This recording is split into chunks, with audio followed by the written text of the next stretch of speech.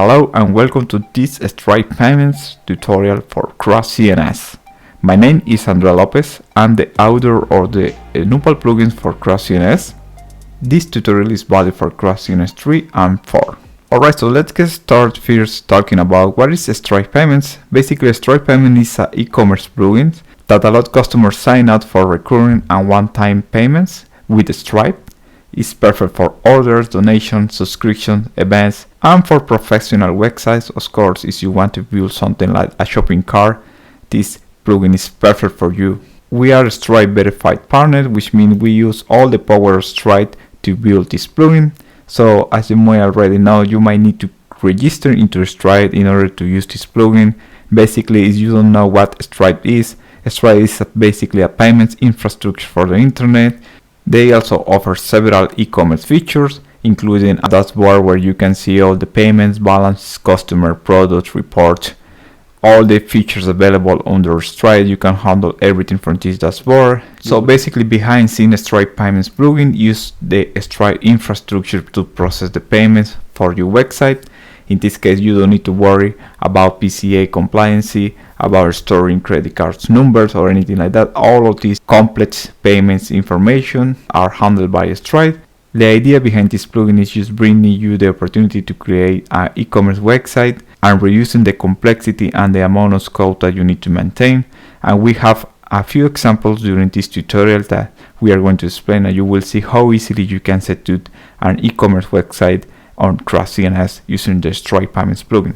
All the documentation related to this plugin is available on this URL. We are going to refer to this link a lot, so feel free to bookmark this link. We have listed just a few features available on this Stripe Payments plugin, so you can start creating payment forms just with a line of code, or if you need to build a more professional website, like for example having a shopping cart experience in your website, you can use the cart API available on the Stripe Payments Pro Edition. We are going to touch base on this one in a few minutes. Also, the Stripe Payments Pro Edition will have the checkout tweak. That is also a great tool to create powerful checkout pages. So the majority of the features available in this plugin are using the power of the Stripe checkout. If you want to learn more about the Stripe checkout, we recommend to read all the information available on the website. However, if you want to use the Stripe element, that is also an option inside the plugin. Over 18 payment methods available like Ideal, Alipay, software, and so on. Start collecting taxes, strong customer authentication ready with the new Stripe checkout,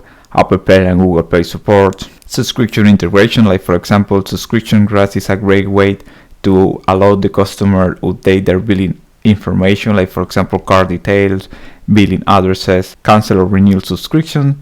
Just with a few lines of code, you can redirect the user to edit all this information without the need of maintaining any code related to this task. Coupons, basic payment form builder, custom amount. This is great if you want to create donation forms on your website. We have also a variety of events. You can use a custom plugin to listen to all these events and create custom workflows. Alright, so Stripe Payments comes with two flavors, Stripe Payments Lite and Stripe Payments Pro. We are going to focus on the Stripe Payments Lite in the first part of this tutorial. So we are going to learn how to build payment forms just with one line of code and all the features that I mentioned before. And if you want to build a more professional e-commerce website, you can choose to use the Pro Edition. In this case, it's going to bring you the ability to use the cart API in order to use all the endpoints available to create a shopping cart experience in your website. Also, the new checkout tweak that is available to create any checkout page that you want. Both of these features use a common checkout settings available in the Stripe Payments plugin, and we are going to see that in a few minutes. Sync Stripe products and prices, basically because we are going to use prices in order to build the checkout tweak that and use the cart API. Also, Stripe Payments Pro Edition will bring the new functionality for shipping rates, automatic tags, Stripe product field type. Finally, abandon a cart. That this is a feature that is currently in progress, so stay tuned to see all the new features available on Stripe Payments. Alright, so let's go ahead and install our Stripe Payments plugin inside our website. In my current example, I'm using the Europa Museum example available from the Craft CMS team. So this is an example created by the Craft CMS team, so feel free to install it if you want. All the installation requirements are available on the README file of this GitHub repository. So there is two main ways to install the plugin in any Craft CMS installation. The first one is going to the plugin store and search for Stripe payments. And if you scroll down a little bit, you will see the try button on each edition. In order to see this try button, you need to go to your config folder, general PHP file, and make sure that allow updates is enabled. So you can go ahead and just click on the try button, and that is going to install the plugin in your Craft CMS installation. So you will see now that the Stripe Payments plugin is available on your Craft CMS dashboard. You will be ready to start using Stripe Payments in your Craft CMS site. The next option to install Stripe Payments on your Craft CMS site is basically installing manually using Composer. So if you scroll down a little bit on your plugin store, you will find the package name. So just copy this field from here. On my local environment, I have installed Craft Nitro, which is basically an easy way to install Craft CMS sites. So in this case, I'm going to SSH connect to my container, in this case using this command. The next step is just make sure that you are in the root directory. So if you put this command ls, you will find that you need to be in the same directory as the Composer JSON file. So next we just need to run the next command in order to install Stripe Payments via Composer. Let's paste the package name and hit enter. This is going to install the latest Stripe Payments version, in this case is 4.0.0. Awesome. So the last step is just go to your Craft CMS site, click on settings, go to plugins, and you need to install the plugin manually. Just hit install. This is going to install the Stripe Payments Lite version, and as we click in the left sidebar menu, the plugin is ready to be used. Once you have installed Stripe Payments in your Craft CMS installation, this is the Stripe Payments Lite version, and this tutorial is going to be useful also for Stripe Payments Pro users, because all the features on Stripe Payments Lite are also available on Stripe Payments Pro. Okay, so the first step, once you have installed Stripe Payments in your Craft CMS dashboard, please go ahead and click on Stripe Payments, Settings, and next check the General tab, and at the bottom you will find the two required keys in order to make work Stripe Payments with Stripe. In your Stripe dashboard, please go ahead and click on Developers and then on API keys. From here, you will be able to grab the publishable key and the secret key. So in order to know or make sure that you are in test mode, in order to get the test keys, if you are in a production environment, please go ahead and disable this setting. However, as we are currently working in a development environment, we are going to use the test mode.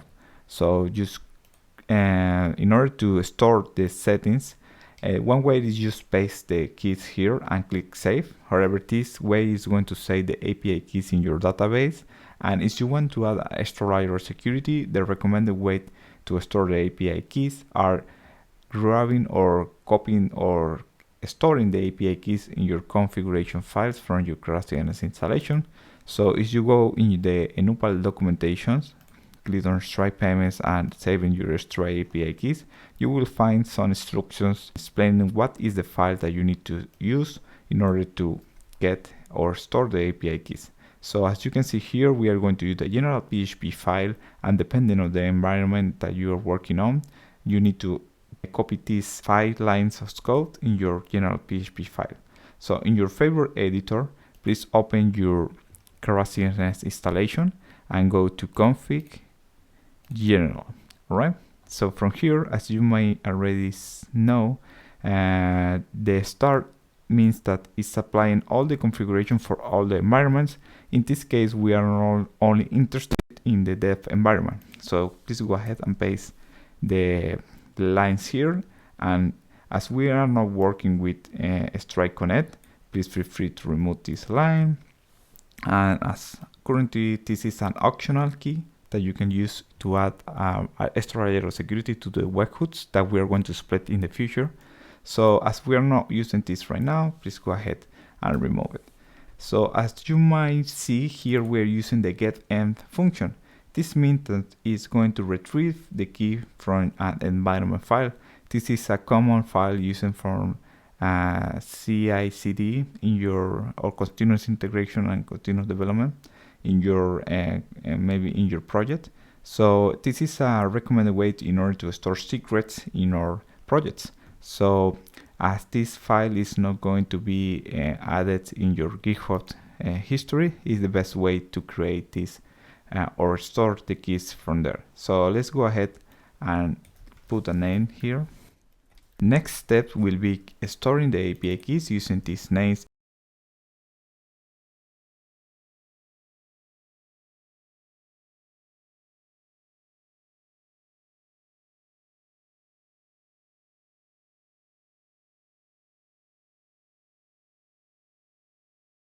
And copy. This is the important one. This is something that you don't want to share with anyone in the repository or store in the database. So the next step will be go to your Craft CMS dashboard and refresh the page. Awesome. You will see this green check means that Stripe payment was successfully loading the setting from the config file. Awesome. So the next step will be create our first payment form on Stripe payments. So please go ahead and click on payment forms, and next click on the new payment form button in the right top. Let's first talk about the different ways that we have to display the Stripe payment forms in our website. All right. So the first one is the Stripe checkout legacy. This is a legacy way to display the payment forms to the users, basically displaying a pop-up in your website, and the user will be presented with this payment form. Basically very easy, you can recollect all the card details. This is a legacy way to display the Stripe checkout, and Stripe is not recommended anymore using this way to display to the user because they are no longer maintaining or they are not adding more features to this way. So basically this is the default when you install Stripe payments. However, we are recommending use a different way, and we will discuss that briefly, right? So the next one is the Stripe elements. The Stripe elements basically is an embed form that is you can use to collect the card details in your website.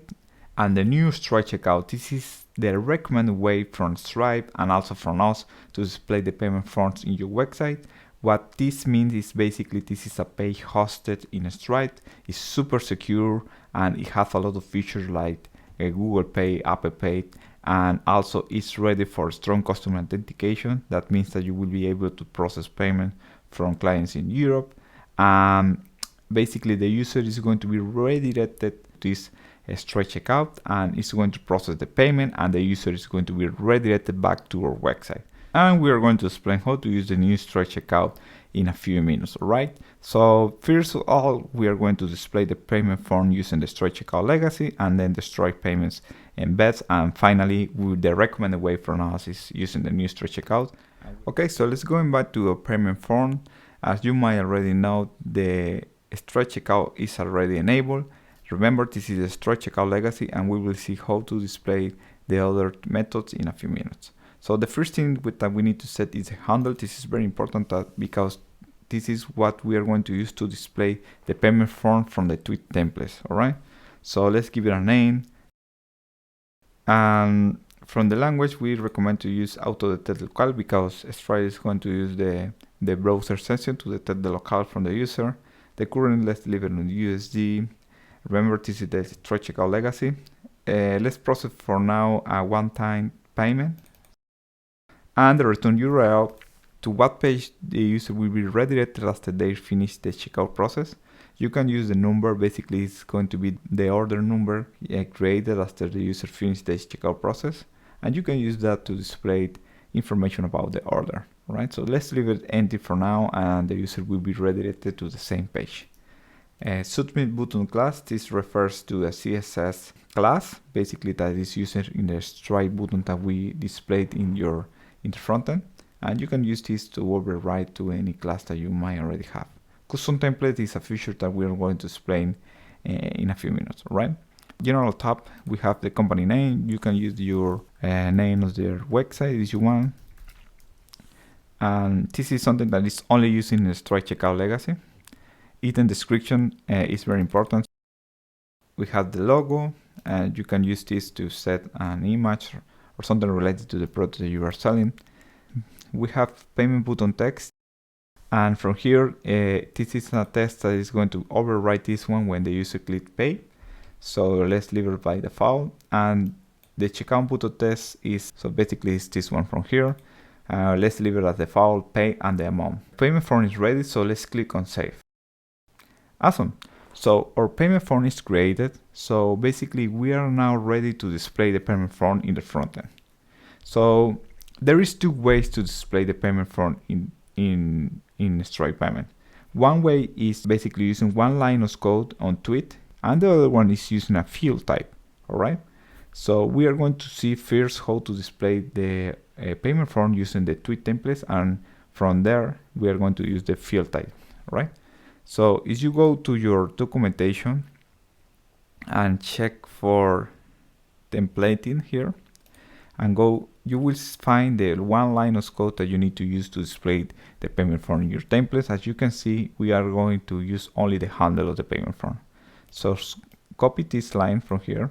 So let's find where we want to display the payment form. As we already talked, we want to display the payment form here in the visit template. So let's go ahead in our favorite editor, navigate.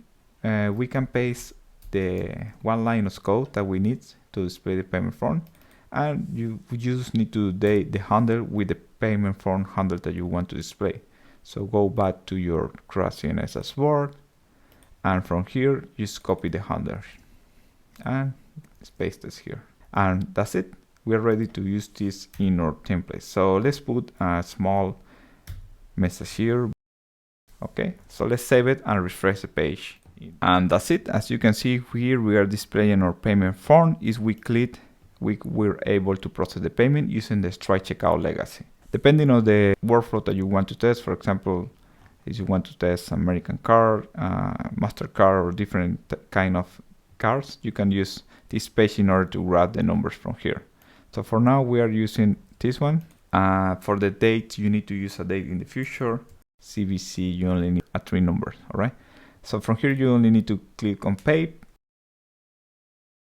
Awesome, so our order is already created in our Craft CMS dashboard. If we click on the order to see all the details, you will be able to see what was the payment form related to the order, what was the total amount. Also, you will see an order number. This is a random number generated each order is created. You will be able also to refund the payment from here, and you will see more information about the order.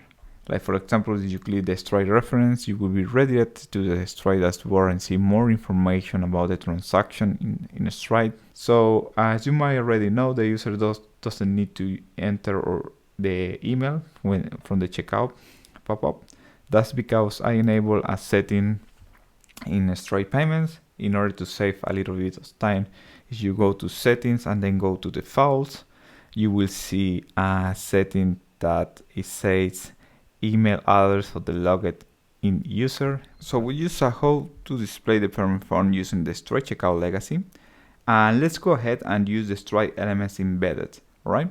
So in your Craft CMS dashboard, so let's go to the payment forms that we created, and it will be as simple as just disable the Stripe checkout. In this case, remember this is the legacy.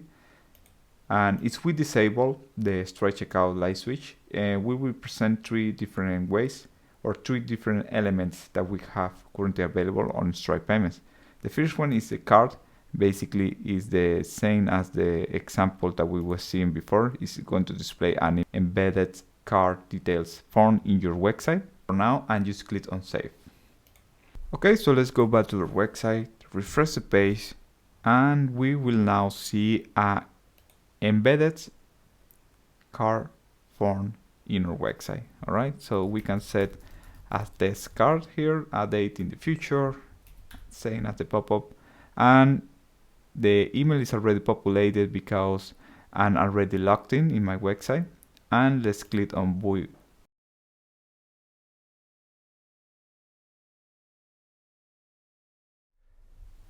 Great, so we just saw how to display a Stripe payment form using the Stripe card embedded form. So the next step will be talk about the new Stripe checkout. However, before we touch a bit on this one, let's discuss a little bit about the strong customer authentication. The strong customer authentication is basically a regulation in Europe, and you need to make sure if your business is impacted or not, determining, for example, if your business is based in Europe or if you have customers in Europe, you need to make sure that you are following the strong customer authentication. Stripe gives support to strong customer authentication using the new Stripe checkout is the recommended way to display your payment forms, either from Stripe, and also is the recommended way from us as a partners from Stripe. So if you want to learn more about how the new Stripe checkout works, it's basically a hosted page from Stripe. The user is going to be redirected from your Craft CMS website to Stripe, and it's going to display a secure and a very user-friendly user interface that is going to collect either the card details, billing information, for example, your shipping and your billing addresses, and also it's going to handle a lot of features like, for example, adding support for coupons, Apple Pay, Google Pay, and also offers a lot of payment methods. For example, Bax Direct Debit ideal is a popular payment method on Netherlands. Support multi-languages, and also you can also set to the color for your brand or your logo.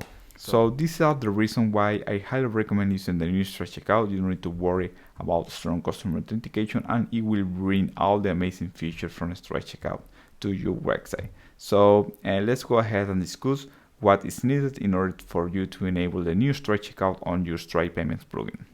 So if you go back to the enable documentation and click on Stripe strong customer authentication, you will see all things that we just discussed a few minutes ago, all the features available on Stripe Payments, and here you will see a few steps in order for you to enable Stripe checkout in your Stripe Payments plugin.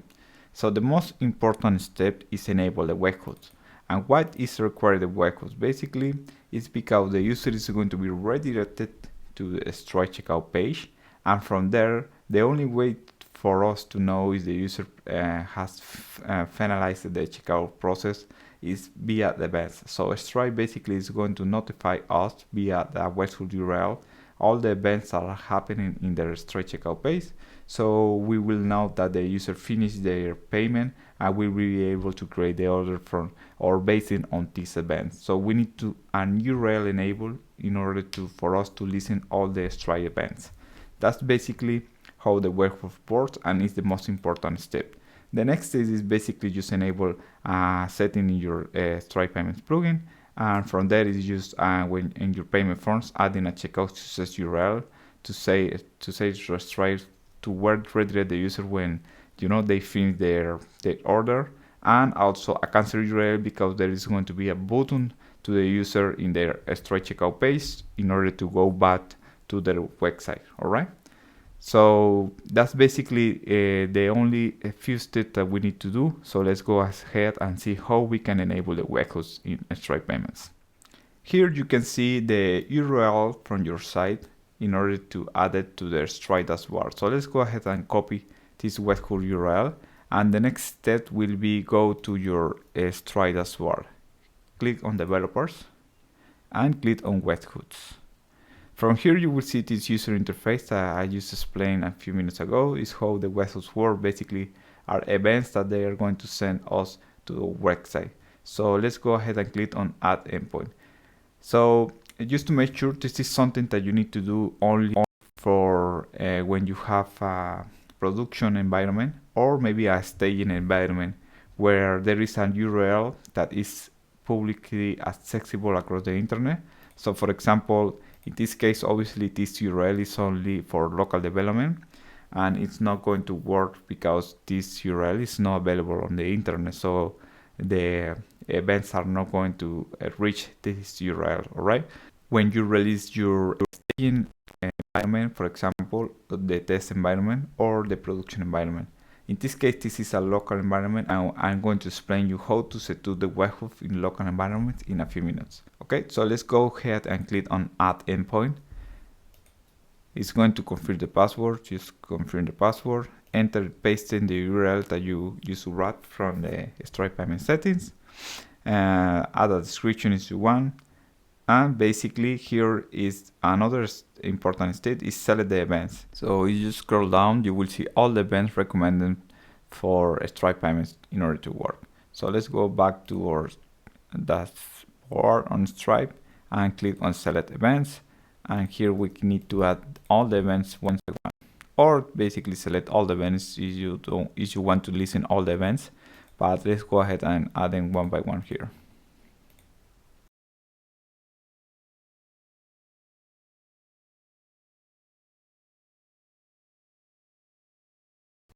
You will see a brief example here on a language, so don't worry about this. All this is handled by Stripe Payment, so you only need to click on Add Events. As you can see here, you will see the full list, and the final stage is just click on Add Endpoint. Awesome, so from here you will be ready to listen for all the Stripe Payments events, and that's it. And how we can listen for events when you are working on a local environment or your URL is not accessible across the internet. So in order to make it work locally, you need to use the Stripe client. So if you go ahead and click on this link on the documentation, so basically what it's going to do is going to redirect the traffic or the events to your local environment. All right, so the first step is obviously install the Stripe CLI in your OS. I have already installed it on my Mac. Okay, so after the Stripe login step and you have the cookie for 90 days, the next step will be basically run the last command. In this case is the Stripe listen, so you can forward the traffic to your local environment. Okay, so let's go back to your terminal and paste the next command, Stripe listen forward to, and here you can remove this at the end and paste your local URL or your local webhook URL. So go back to your settings in the Craft CMS dashboard and grab your webhook URL, copy the link address, paste it, and just hit enter. As you can see, you will see a few messages, and when you see ready, it's basically because the Stripe Payments integration or the Stripe Payment CLI is working. It's going to redirect the Stripe events to your Craft CMS website. So if we go back to the documentation, you will see that the last step is you basically enable the new Stripe checkout on your payment form. So let's go back to the payment forms. Click on the payment form that we already created. And here you will see a message that says this element doesn't support a strong customer authentication, so make sure to enable the new Stripe checkout. If we click and enable the new Stripe checkout and hit on save and continue editing, you will see that a few new settings are going to be displayed. In this case, you will see all these payment methods available to use in the new Stripe checkout. And the most important settings here are the checkout success URL. It's basically the URL where the user is going to be redirected after they finish the payment. So if we don't set anything, it's going to be redirected to the home page. All right, so let's leave it to the home page from now. And here you will see the checkout. The checkout cancel URL is basically a URL that the user is going to have available. So let's put to the redirect to the same page where they were before. So that's the visit page, and you will see here also the checkout submit type.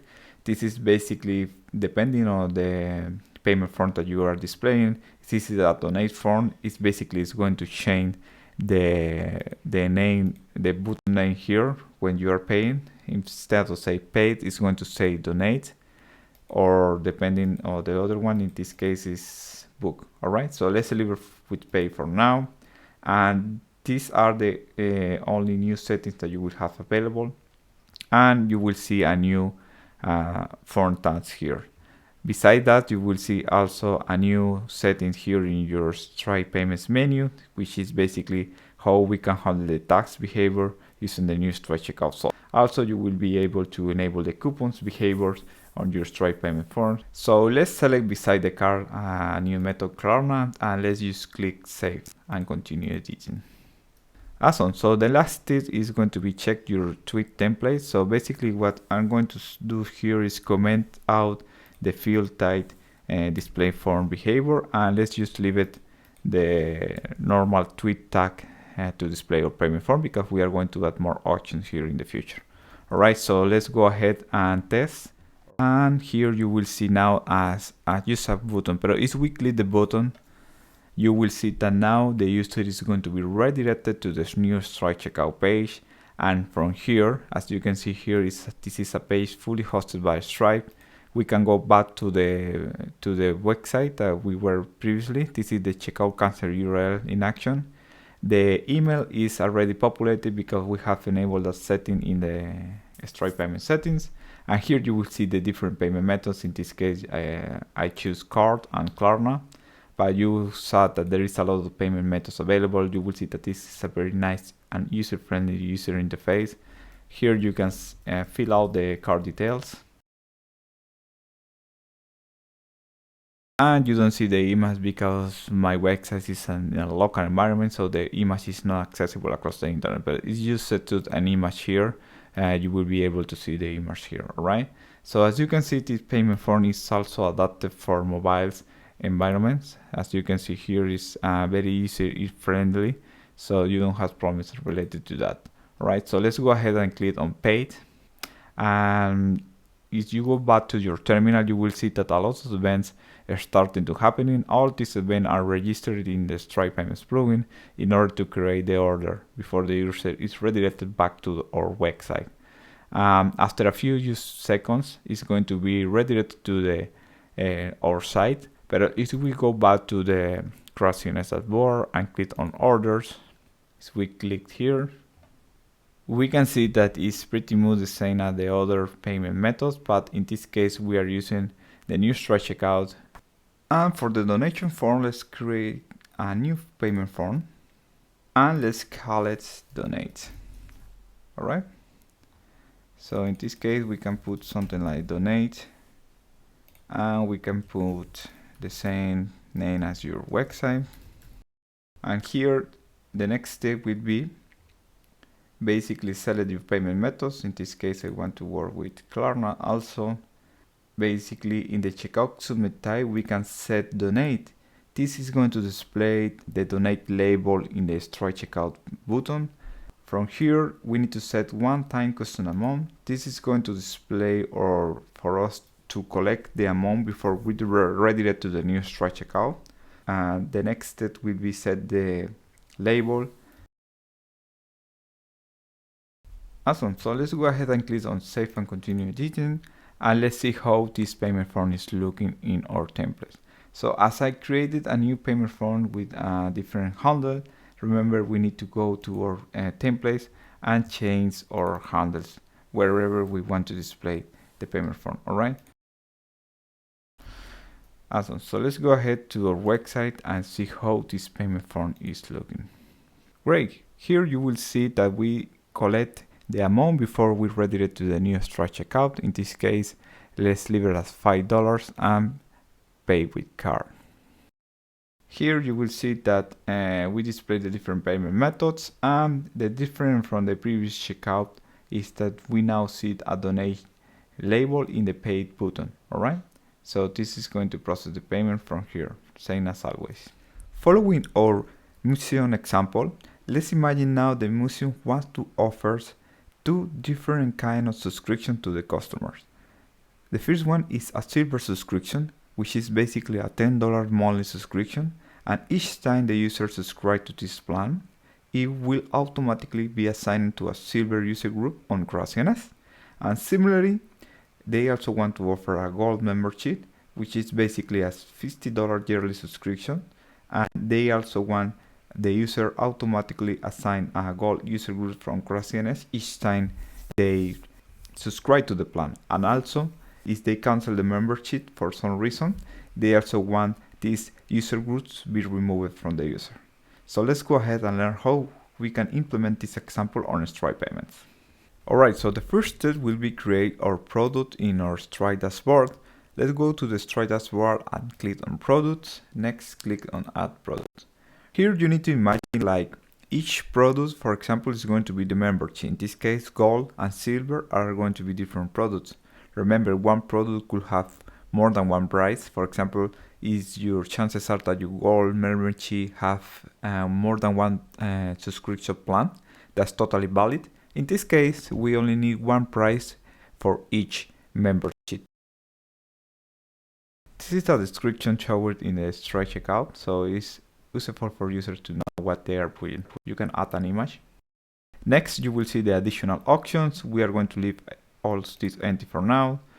And the price information. This is a bit that is very important. Remember, one product could have more than one price. In this case, we only need one price or one plan associated to this membership, all right? So in this case, you will see the first auction as the pricing model.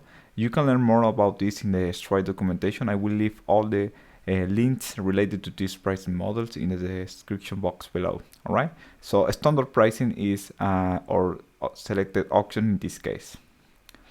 The price, let's leave it at 10. In this case, it's going to be a recurring price. The billing period is going to be monthly, all right? In additional auctions, you can set a price description. So let's go ahead and click Sales Products. Awesome, so we have the silver membership ready. Let's go ahead and create also the yearly subscriptions. Let's go back to products and click on add products. In this case, we are going to do pretty much the same as we do in the previous one. Great, so once you have your two products created, let's go ahead and go to the Stripe payments in your Craft CMS dashboard. Okay, so the next step will be create our payment form to process these recurring payments. So let's click on new payment form. Next step, let's set a handle. Clicking on the subscriptions tab here. Next, we need to enable the subscription payments. We currently have two different kinds of subscription for our website. In this case, let's see first the single plan is only going to show one auction, or is going to be redirected to one auction, and the other one, the user will have a drop down to choose which plan to choose. All right, so let's see first the single plan subscription type. Right. Next one, you will see a select plan. We need to click on refresh, and here we are going to sync with the Stripe and retrieve all the plans that we have on Stripe. You will see that we have the two plans that we already created on the Stripe dashboard. As you can see, the silver is showing the price description that I mentioned before. I leave this empty for the year's membership so you can see what happens if you don't put the price description on your Stripe dashboard. So this is the ID that is going to show. However, if you put a description, it's going to show this name here that is more human readable, all right? We can have a plan set to fit. This is going to be one-time payment fee. So this is going to be only charged when the user is subscribed for the first time. So if you want to put something here, you can set an amount or you can leave it empty for now. And next we have enable custom amount.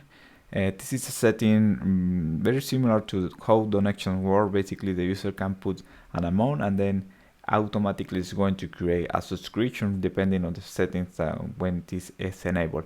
And let's go ahead and click on save. And the next step will be basically display our payment form in our twig template. Let's copy the handle and go back to your favorite editor and display the payment form. Alright, so our final step will be set to our subscription grants in Stripe payments. Remember, each time a user subscribe to a plan, we want that user automatically be assigned to a user group in our Craft CMS, depending on the plan that he is subscribing. All right. So in this case, if you go to the enupal documentation and take a look to subscription grants, here you can see some documentation related to the subscription grant feature. Remember to make sure you have enabled these two events in your Webhooks settings on your Stripe dashboard, and also you will see a couple of examples of how you can validate if a user is in a user group in your twig templates using these different examples from here. And basically that's pretty much it. Before we can create the subscription grant rules in our Stripe payments plugin, we need to first create the user groups in our Craft CMS. So please click on settings, next users, and here we can create the user groups, new user group. In permissions, you can allow or disallow access to different behaviors in your Craft CMS site. However, as this is an example, we only want to see how these user groups are assigned and deleted. So let's leave it empty for now and click on save. Great, so let's go ahead and create the other one. Great, Now that we have the two user groups created, we can go ahead and create the subscription grant rules. Go ahead and click on Stripe Payments, Settings, and here you can click on Subscription Grants and click on New Subscription Grant. Alright, so let's give it a name similar to our membership names and select the plan and select the user groups that we want to assign to the user that is subscribed to this plan, in this case Silver. This enable is if you want to disable this subscription grant rule, and the remove when cancel is very important. For example, when the user cancels the membership for some reason, we want to remove this user group from the Craft CMS. So this is something that we want to have enabled depending on your workflow in your site. All right. So in this case, let's leave it enabled for now and just click on save. Great. So we have our first rule created. Let's go ahead and create the second one. Great, so basically the next step will be test all this behavior together. Let's make sure that we don't have enabled any of these two user groups in our user in Craft CMS. As you can see, any of those are enabled for now. So let's go ahead and test our workflow of the subscription in our website. On our test page, let's refresh the page in order to see the changes. And as you can see here, we have the new subscription form, and let's click on subscribe. As you can see, the user is redirected to the new Stripe checkout, and here you will see the different information related to the product that is related to the membership. In this case, you can see subscribe to the Silver membership, the price, and the interval. In this case, it's per month, right? So we can see the description that I explained before when we were creating the product from the Stripe dashboard and the image. And from here, we can pay it. This is auto-populated because we already processed payment related to this user, so that's why it is actually more easy for users to purchase. All right, so let's go ahead and click on subscribe. All right, and after a few seconds, the user is going to be redirected to the website, and let's see what happened in our Stripe dashboard. All right, so in our Craft CMS dashboard, let's refresh my account only to check that the Silver permissions were assigned, and as you can see, this subscription grant feature is working. So let's go ahead and next check the order and see how it looks in our Stripe Payments plugin. Remember that you have filters here in the left sidebar, so you can quickly click on subscription to see all the subscription orders. And as you can see here, the order was successfully processed. Let's click on the edit order. So in different from the one-time payments, we are going to see a new section in our Stripe Payments order. In this case, it's the subscription related to this order. All right.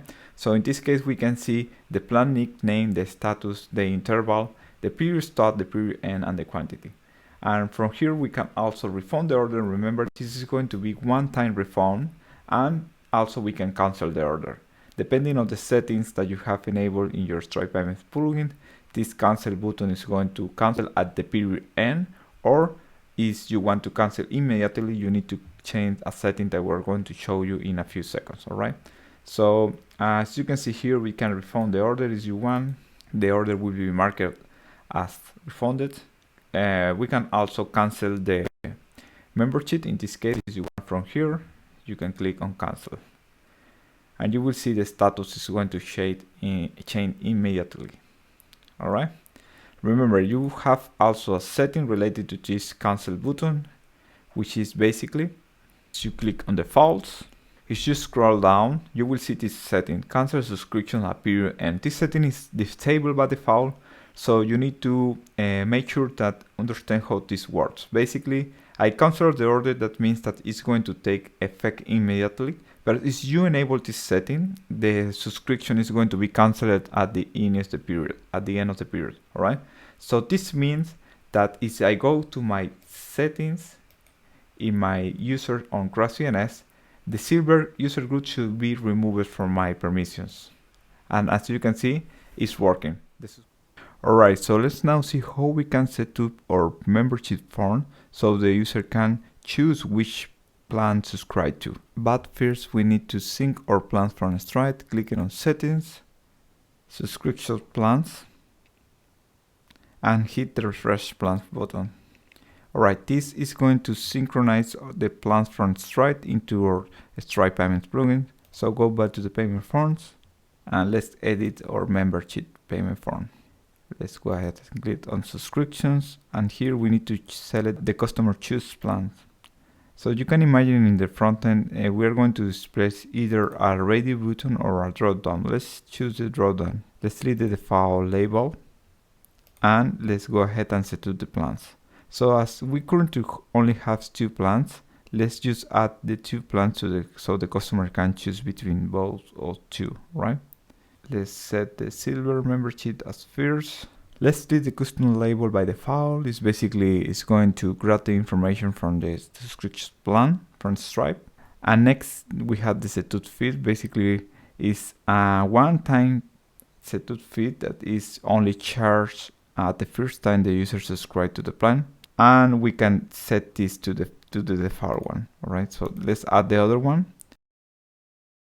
And let's go ahead and click on save. Awesome, as you can see here, we are now having a drop down so the user can select the payment from Stripe.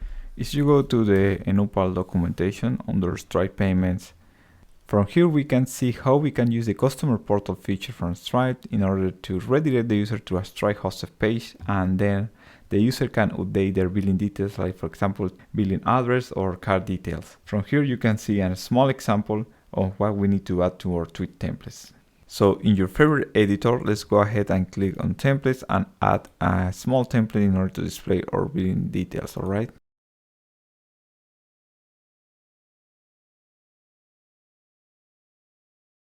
Go back to the update billing example in the Stripe documentation and grab the code and paste it here. From here we can redirect to the current page and we can leave the button as default.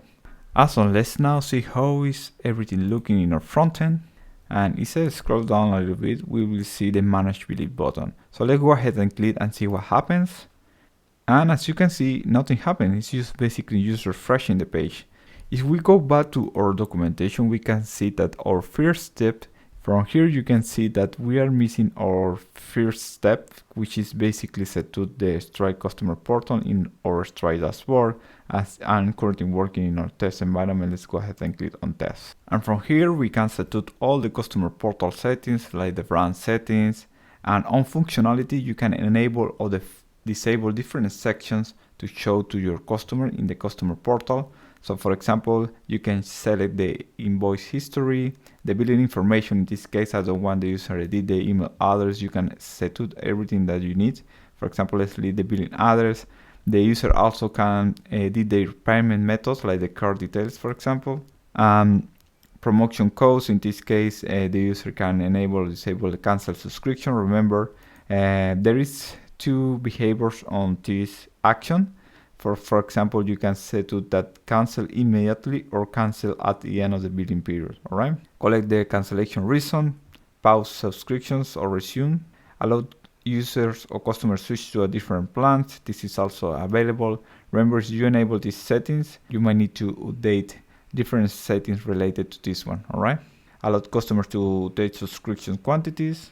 And here you can determine what product you want to the customer select. All right, remember we only have 2 plans in this example, so let's just add our plans here. Here will be nice if you can put the links for the terms of the service and just click on save.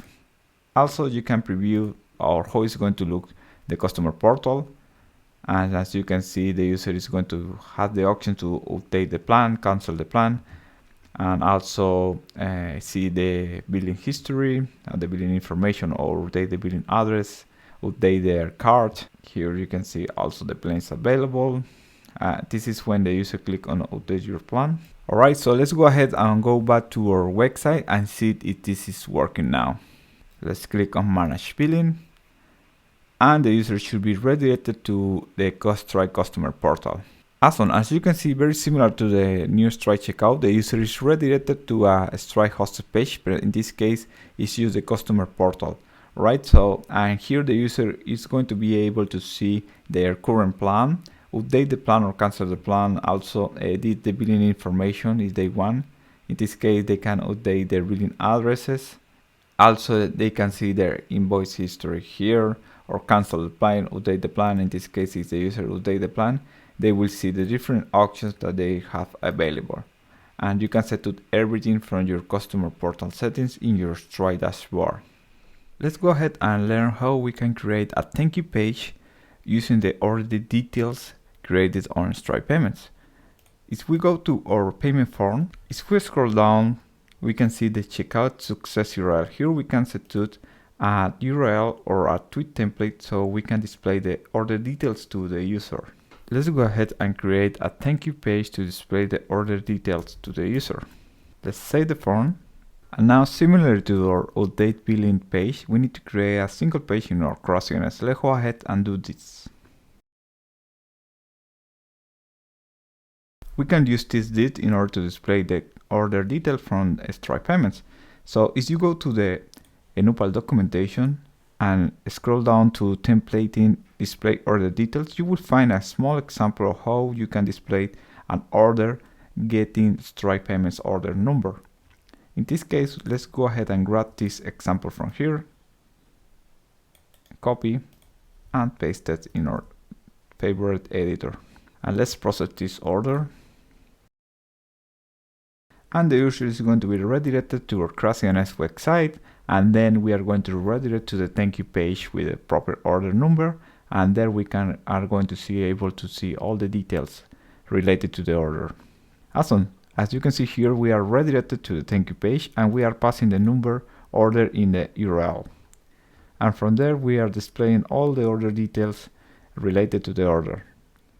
Alright, so let's go ahead and learn how we can set up coupons or promotions to our Stripe Payments forms. In the left sidebar menu, let's go ahead and click on coupons. All the coupons need to be created on the Stripe dashboard, so let's go ahead and click on create coupon, and you will be redirected to the Stripe dashboard. And from the Stripe dashboard, let's go ahead and create a 10% coupon. Let's give it a name. As you can see here, the ID is optional, so let's leave it as default. On type, you can choose between percentage or fixed amount. So in this case, I will go with percentage. Let's create a 10% coupon. You can enable this setting if you want to specify this coupon used to be enabled on a specific product, like for example, the subscription plans that we created a few minutes ago. And let's leave this as a global coupon for now. You can also set the duration. In this case, let's leave it as forever for now. You can also set the redemption limits either by day range or by total number of times. And finally, we have the most important setting here. In this case, is how the user is going to face in the coupon codes. Basically, what they need to enter in order to redeem the coupon. So in this case, let's leave it as same as the name here, up to 10. And you can set some advanced settings here if you want, but I'm going to leave this as default for now. Let's go ahead and create the coupon. Great, so the coupon is created. So if you go back to the Stripe dashboard and refresh the coupon page, you will now see that the coupon is displayed in your Stripe Payments and is ready to use. So the next step basically is just enable the coupons on your payment forms. If you go back to your payment forms, click on membership, and if you scroll down in the right sidebar menu, you will see the coupons setting. Let's enable and click on save. Alright, so let's go ahead and test this functionality on our website, refresh the visit page, and create a checkout session. Once the user is redirected to the new Stripe checkout, you will see now the user will have a new section available in the Stripe checkout page where they can add the promotion codes. If we click here and add our promotion code and click on to apply, the user will now have the option to redeem coupon codes directly from the Stripe checkout. Alright, so let's go ahead and talk about taxes. On Stripe Payments, the only way to collect taxes is using the new Stripe checkout. Alright, currently there is two ways to collect taxes using the new Stripe checkout. The first one is a Stripe tax. This is a new feature launched by Stripe, which basically automatically collects taxes depending on the address and the information that you set it on your Stripe dashboard. And this feature is only available on Stripe Payments Lite for recurring payments. And the other option is basically tax rated. This is the legacy feature that allows you to define a number of taxes in your Stripe dashboard and basically apply these taxes to your Stripe payments or your Stripe checkout forms. All right.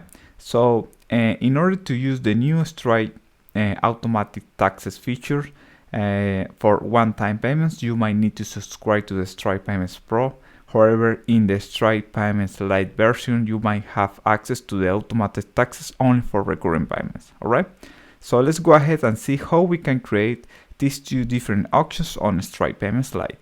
On your Stripe dashboard, as I mentioned before, when you enable the new Stripe checkout and Stripe customer authentication on your settings, you will see that a new setting is enabled. And let's go ahead and click on tax. As I mentioned before, we need to create tax rates from the Stripe dashboard. So let's go ahead and click on create tax. And as I mentioned before, here you will see a warning about using the new Stripe taxes feature from Stripe, which basically allows you to automatically collect taxes on your Stripe checkout pages. So for now, let's go ahead and create a tax rate and see an example on our Stripe payment form processing a one-time payment form. Scroll down and click on add test rate. And from this pop-up, you can create your tax rate. As you can see, the type is basically which type is going to be displayed in the Stripe checkout page. So let's go ahead and select that for now. If we select a region, Stripe is basically automatically validate the region depending on the customer address on the new Stripe checkout. So just as an example, let's add the VAT tax only for France. Let's select a rate here. And you can choose also if this is exclusive or inclusive. All right. A small description is one, but this is only for internal users. So let's leave it as default for now. Great. So we have our first tax rate. And if we go back to our Stripe dashboard and refresh the page, you will see now that we have our tax rate here available in order to use. Right. So the next step, similar to the coupons feature, is just go to your payment form and add the tax rate to your payment forms. Let's go ahead and add the tax rate to our membership form. Click on the tax tab. And from here you will see two settings, the automatic tax that will be tested shortly and dynamic tax rate. This is something that is only available for one-time payments. And basically the Stripe is going to calculate the tax depending on the billing address or shipping address of the user. So you can enable or disable as you want. And on tax, you can select one or multiple tax rates. To multiple select, please go ahead and click Ctrl Windows or Command in Mac OS. You can also unselect this in order to disable the tax rates in your payment form. So let's go ahead and add the only tax rate that we currently have and click on Save. And now let's go ahead and test this feature on the new Stripe checkout. Click on subscribe to process the payment form. And you might notice a new section in the Stripe checkout page where we are basically displaying the tax rate that we previously set. And let's now see how we can enable the dynamic tax rate feature that is only available on one-time payments.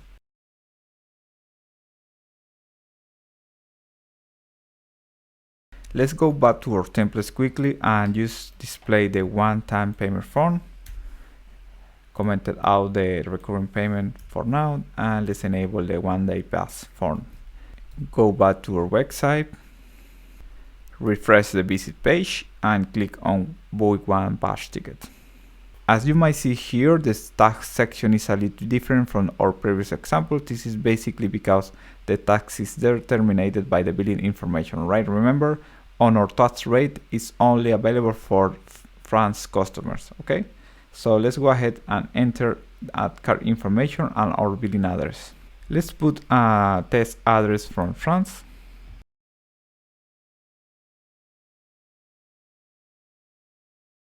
And you might notice here that the tax information is updated dynamically. Alright, so we are in the advanced section for the Stripe Payments Lite version. So the first thing that I wanted to show you is how to override the amount or maybe the checkout success URL or the checkout cancel URL for one specific payment form. So we can do this basically passing the options arrived in order tweet template as a second parameter. Here, if you go to the documentation, template in payment form, you will find all the examples that we're showing right now, right? So this example is you are not using the new Stripe checkout, and you can basically override the amount of the payment form, the quantity, and also the checkout success URL. But if you are using the new Stripe checkout, as we are doing right now, you can pass more than one item to the overrides, and also you can remove the default item. Basically, that means that you will remove the payment form that we have set on here. In this example, we are going to use the 1 day pass that we were using before. And basically that means, or is we enable the setting with true here, basically it's going to remove this item and it's only going to add these 2 items to the payment form. So let's go ahead and test this feature right now. So let's copy this and go to your favorite editor. And as you can see here, we are using the 1 day pass handle. So let's paste it, the options, and pass this as a second parameter here. Let's go to our template, refresh the page to reflect the changes. Scroll down and let's put the pass ticket. And as you can see here, we have the 2 new items that we added via our auctions parameter. Alright, so the next advanced feature in the form builder is we click in one of our payment forms. You will notice that here is a form fields tab. Basically from here we can add very basic fields to our payment forms, going from single line, paragraph, drop down. So let's go ahead and add a checkbox for the grid the terms. You can add a handle and you can put some options here. Also, one of the most used field types here is the hidden field. The hidden field is not shown to the user. It's basically a hidden field that could collect any kind of value from there. You can put here aesthetically if you want to add a hidden value, or maybe if you want to collect from using variables available on Craft CMS. Let's go ahead and click on save. Great, so let's now see the changes in our website, and as you can see here now is displaying a checkbox field, and the hidden field is behind it collecting the URL from this website. Alright, so let's go ahead and process this order and see the changes in orders in the Craft CMS dashboard.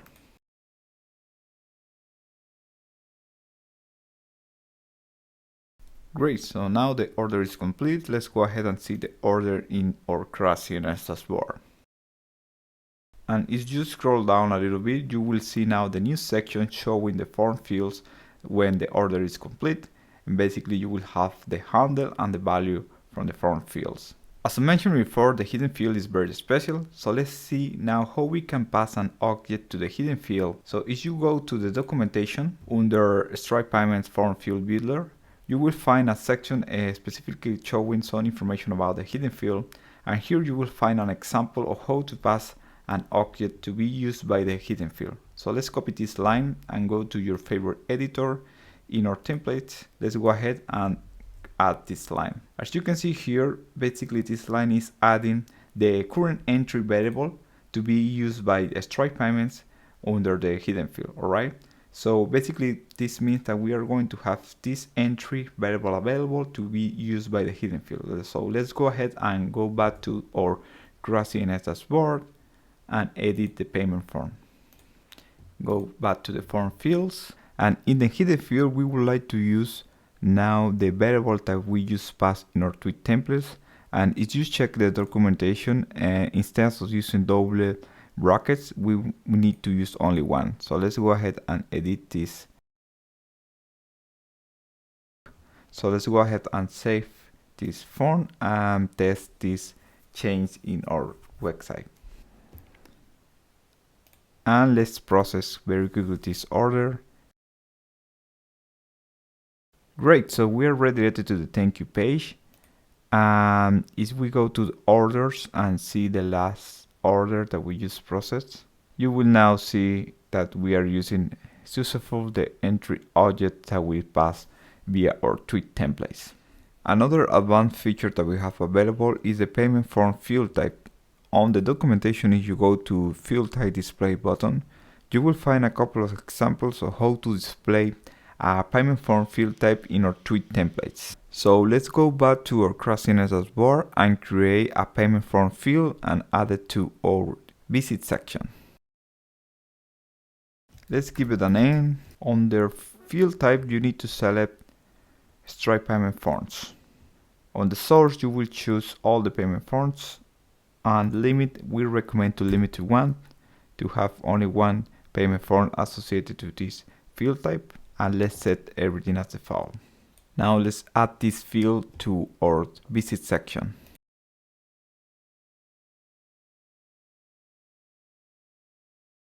And let's save the section. Now as we go to our entries, and we will be able to select the payment form that we would like to display in our twig templates. As we click on the Add Stripe payment forms, we can choose one of the payment forms that we have available. Let's go ahead and select one and save the entry. Alright, so now our payment form field type is available on this entry. If we go back to our documentation, let's go line by line. So the first line is basically using the handle of the field that you choose and just getting the first element from that field type. So if you have more than one, please go ahead and use this example, which is basically doing a for loop in order to get all the payment form from your field type. As we are using only one, let's go ahead with this example. Let's copy this line, and in your favorite editor, let's paste it in your twig templates. We are just basically getting the payment form in this variable. If you want to display more information about the payment form, you can do it in this way. However, we only need the last line in order to display the form. So just copy this line and paste it here. It's very similar to what we have here, which is basically just displaying the payment form using the handle. But in this case, we don't need the handle because we already have the payment form in this variable. So this is the way how we can display a payment form using an entry field type. All right, so let's go ahead and save this example and refresh the page to see the changes. It's basically doing the same thing that we have previously, but now we are displaying our payment form using a field type. Alright, so the last advanced feature that I would like to show you is the template overrides. On your documentation, if you scroll down under development, you will find the template overrides documentation related to this feature. This feature is available if you would like to have more control on how the payment form is displayed in your website. So basically you will have access to the twig code and you will be able to override anything that you need. If you click in the link displayed here, you will find all the templates used by Stripe Payments in order to display the payment form.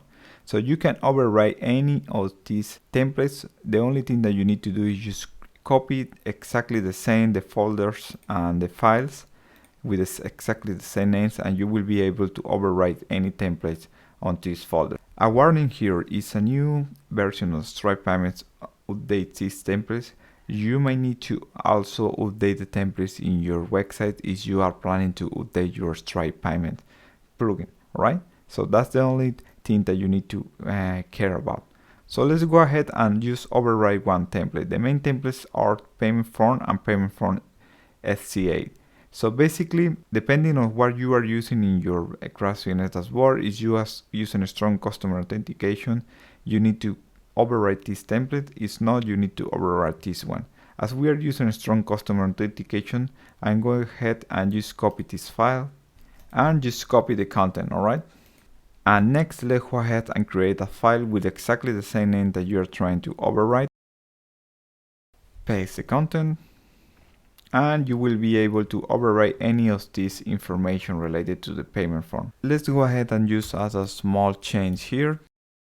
Save the twig template, and the next step is go to our Craft CMS dashboard and edit the payment form where you would like to override the templates. Let's go ahead and scroll down in the right sidebar menu, and under custom templates, let's just enable this setting. And the next step is just put the twig path where the template overrides files are. In this case, we are only using the _stripe folder. And also a good convention could be also create a subfolder using the handle of your payment form. So maybe if you are also using the template overrides function in more than one payment form, that could be a good convention in this case. We are only using one payment form, and I only need to put here _stripe. All right. So let's go ahead and click on save, and let's test the changes. Let's just refresh the page, and it says scroll down. You will see now that we are displaying the H1.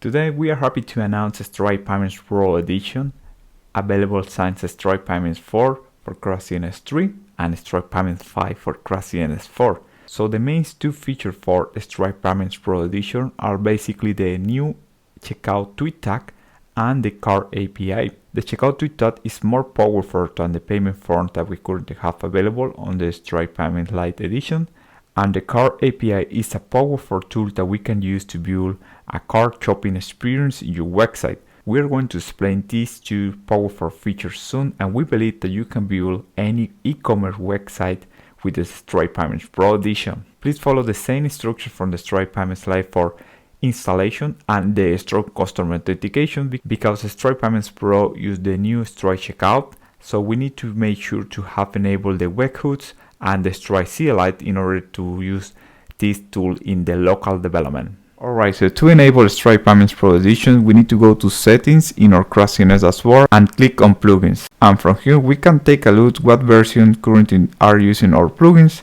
So in this case, Stripe Payments is under the Lite version, so let's go ahead and enable the Pro Edition. You will be redirected to the plugin store, and if you scroll down to the editions information, you can please go ahead and click on Try.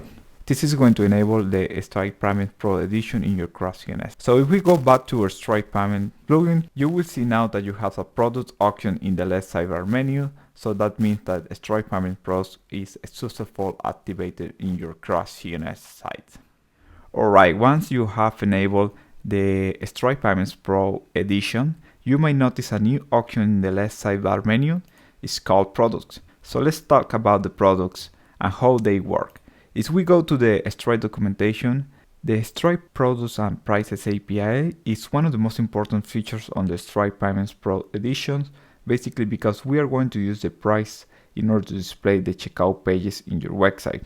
Basically, instead of creating the payment forms as we do on the Stripe Payments Lite version, what we are going to do here is create the products and prices on the Stripe dashboard, and then that will be automatically synced in your Stripe Payments plugin.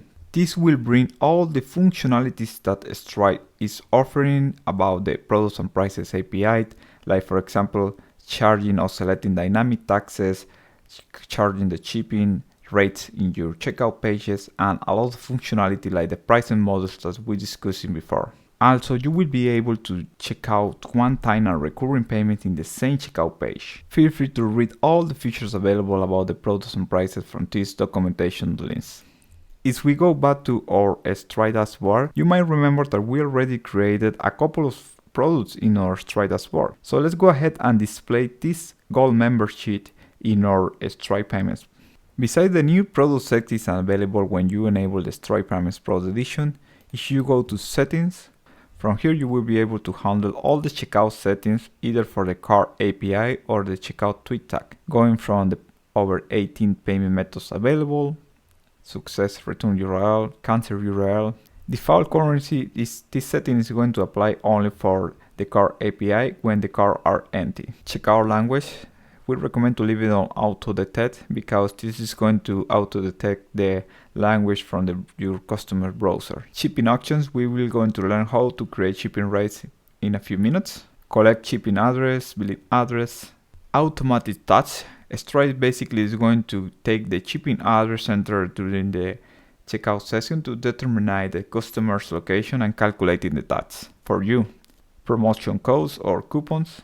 And that's it. And also, you will be able to override any of these settings on the fly using the on before create session event. Basically, you can extend this functionality using a custom plugin and overriding all the parameters available on the Stripe. If you go to the Stripe official documentation, you will find all the information related to all the checkout sessions parameters that you can override before you creating the checkout session for your customers. And also there is a product sync functionality that we will discuss in the future.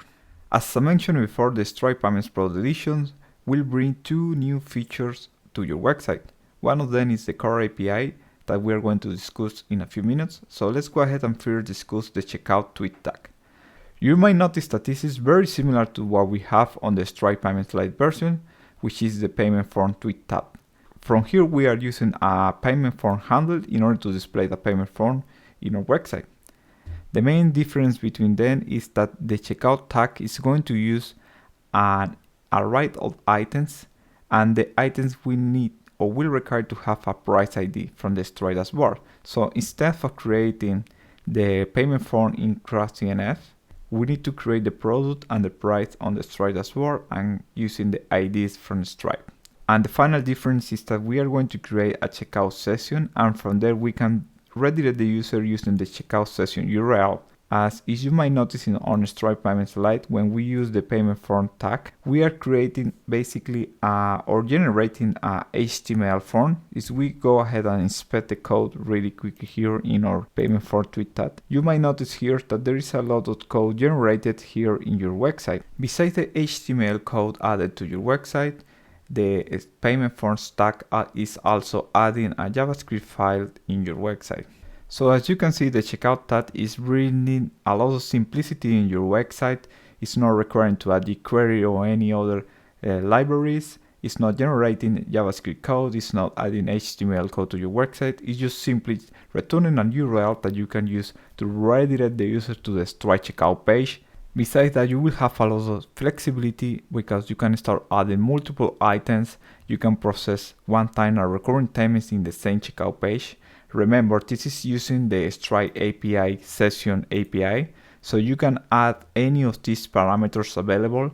And most importantly, here inside the items array of objects, you can add line items parameters available here. So let's go ahead and try out the new checkout tweet tag. As you can see here in the documentation, I have added a lot of examples related to what we can do here. Like for example, just displaying a price ID with a quantity.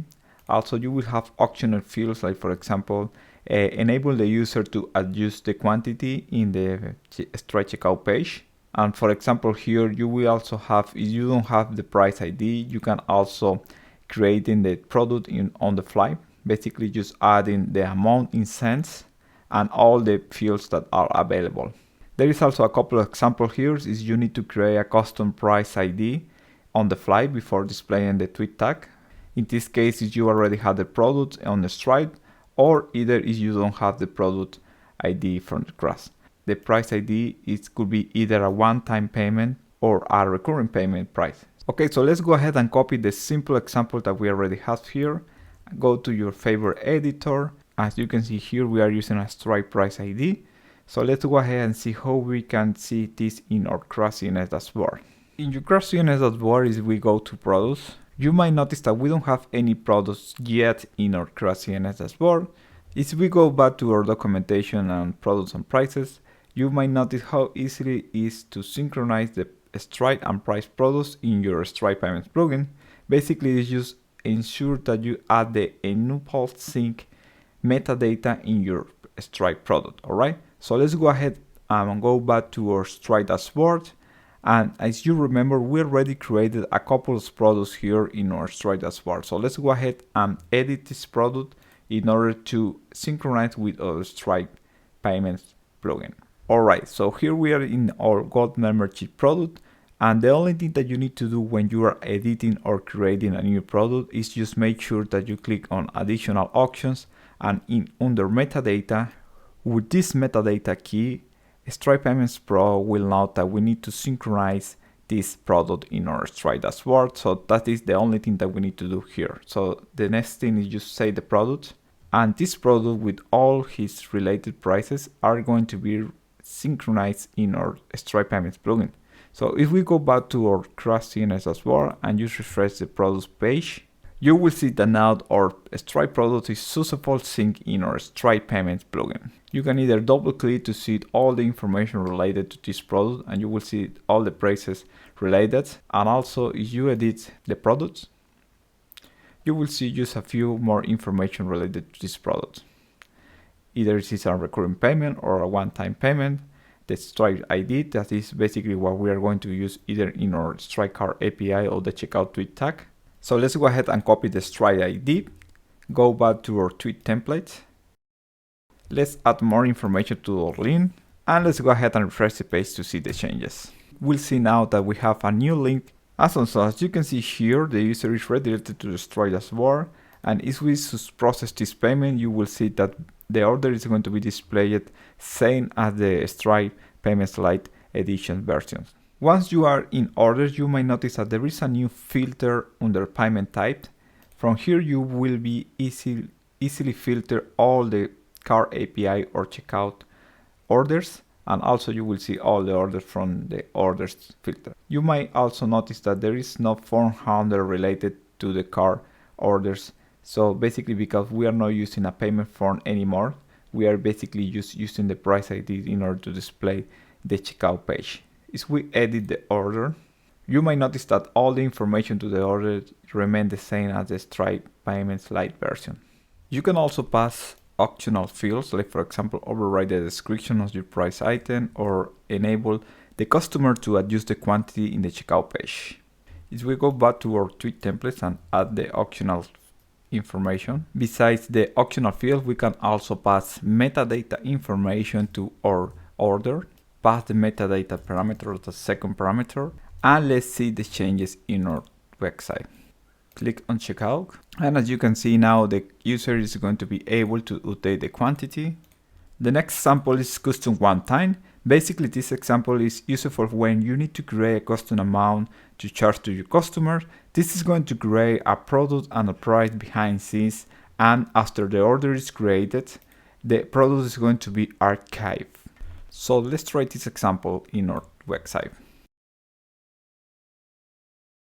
And if we scroll down and test the checkout page, you will see now that we are creating dynamically our custom amount price in our website. The next example here is you want to create a custom amount for recurring payments. In this case, if you have the product ID from Stripe, you can use this example. Remember, the unit amount is in cents. And the next example is if you don't have the product ID, you can use this example if you want to create a recurring custom amount on your website. So let's copy this example and try out. So we refresh the page to see the changes, click on the link, and you will see that we have currently created a custom recurring payment in our Stripe checkout using the new checkout tweet tag. Alright, so we already see how to update an existing product on the Stripe dashboard to sync with the Stripe payments. Let's go ahead and create one-time payment product with two prices in our Stripe dashboard, and you will see how they are synced in our Stripe payments plugin. If we go back to our Stripe dashboard and click on Add Products, you will see now that we can create here one product. So similar to what we have in our payment forms for the 1 day pass ticket, let's go ahead and create a product related to pass tickets here. On additional auction, remember the most important data that you need to set is on metadata. Set the key enupal-sync with the value of true.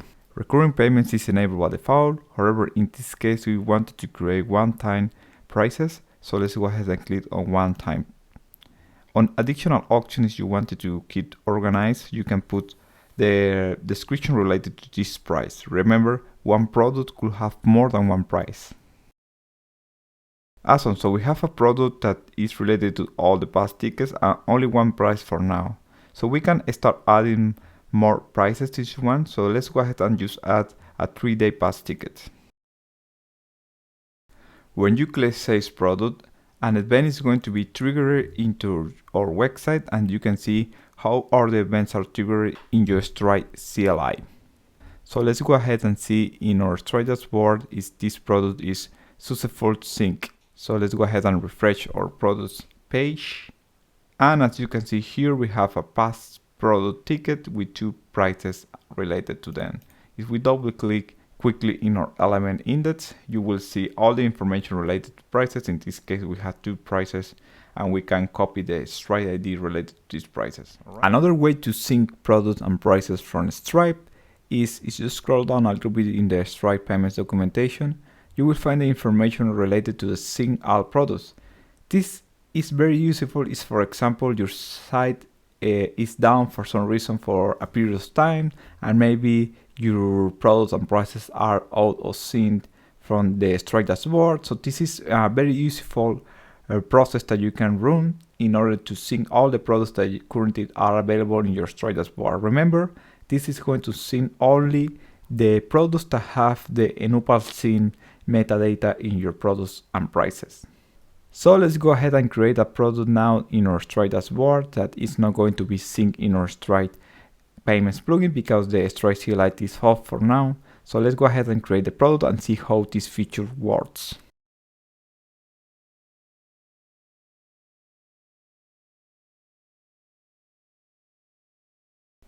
Great, so the product is created in our Stripe dashboard, and let's just go ahead and refresh the products page in our Stripe Payments plugin. And as you can see here, there is no audio guide product that we just recently created in our Stripe dashboard. This is basically because we are simulating that our website was off for some time, and so we missed the opportunity to sync this product in our Stripe Payments plugin. So in this scenario, the best thing to do is basically go to Settings, under the Pro section on your settings, click on Product Sync.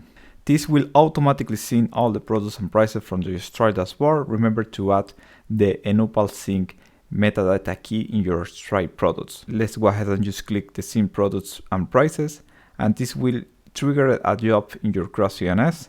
And as you can see here, we are syncing all the Stripe products on your Stripe Payments plugin. So it looks like the job is finished. So let's go ahead and click on products. And as you can see here now, our audio guide product is available in our Stripe Payments plugin. Also, this job is going to update all the products and prices that you currently have synced from your Stripe dashboard. Alright, so we already seen a few concepts related to the Stripe Payments Pro edition. We learned how we can manage the checkout settings in our Craft CMS dashboard. Basically, remember that the checkout settings are going to be applied either to the checkout tweet tab and also to the cart API feature. Remember that you can use these both features at the same time in your website. That is going to depend on your use case. We also learned how important are the Stripe products and prices and how we can sync them from the Stripe Payments plugin. And we also explained the difference between the payment form tweet tab and the new checkout tweet tab available only on the Stripe Payments Pro edition, and how this is going to be easily generate a link to be used in your website. It's not going to generate any HTML code or use JavaScript files. So this is very useful, for example, if you are working with single page applications, like for example with Angular or React frameworks or any JavaScript framework. So this is a great option if you only want to display a small payment checkout link to the customers. And we are going to use an array of items related to the Stripe price IDs, either for one-time or recurring payments, bringing all the functionalities from the Stripe product and prices APIs.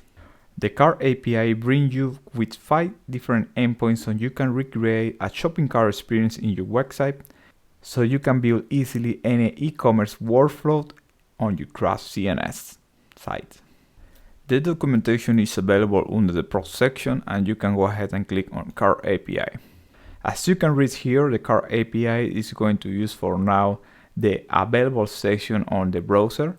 We are looking to add support to headless API, so you can use it outside the browser session, but for now, this is the functionality that we currently have.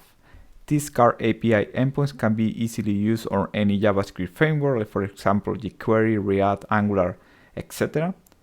And there is a warning that you need to keep in mind, that is basically if you are processing one-time and recurring payments in the same checkout, you need to make sure that the recurring items or the prices that you currently have in your cart all have the same intervals and currencies. Other than that, we believe that you can build any e-commerce workflow with these 5 endpoints available on the Stripe Payments Pro edition. As the cart API are just different endpoints available on your Craft CMS site, we have prepared a sample cart API template.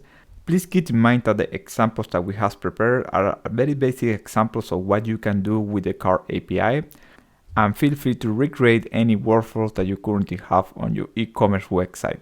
The only thing that you need to know is how each endpoint is going to work, and we are going to explain that in a bit. So the first step is basically download the basic sample templates that we currently have available. You can download either for clicking on this link, or if you want to go to the GitHub repository, click on templates, cart and store, and download all this folder. However, you can download this folder just clicking on this link from here.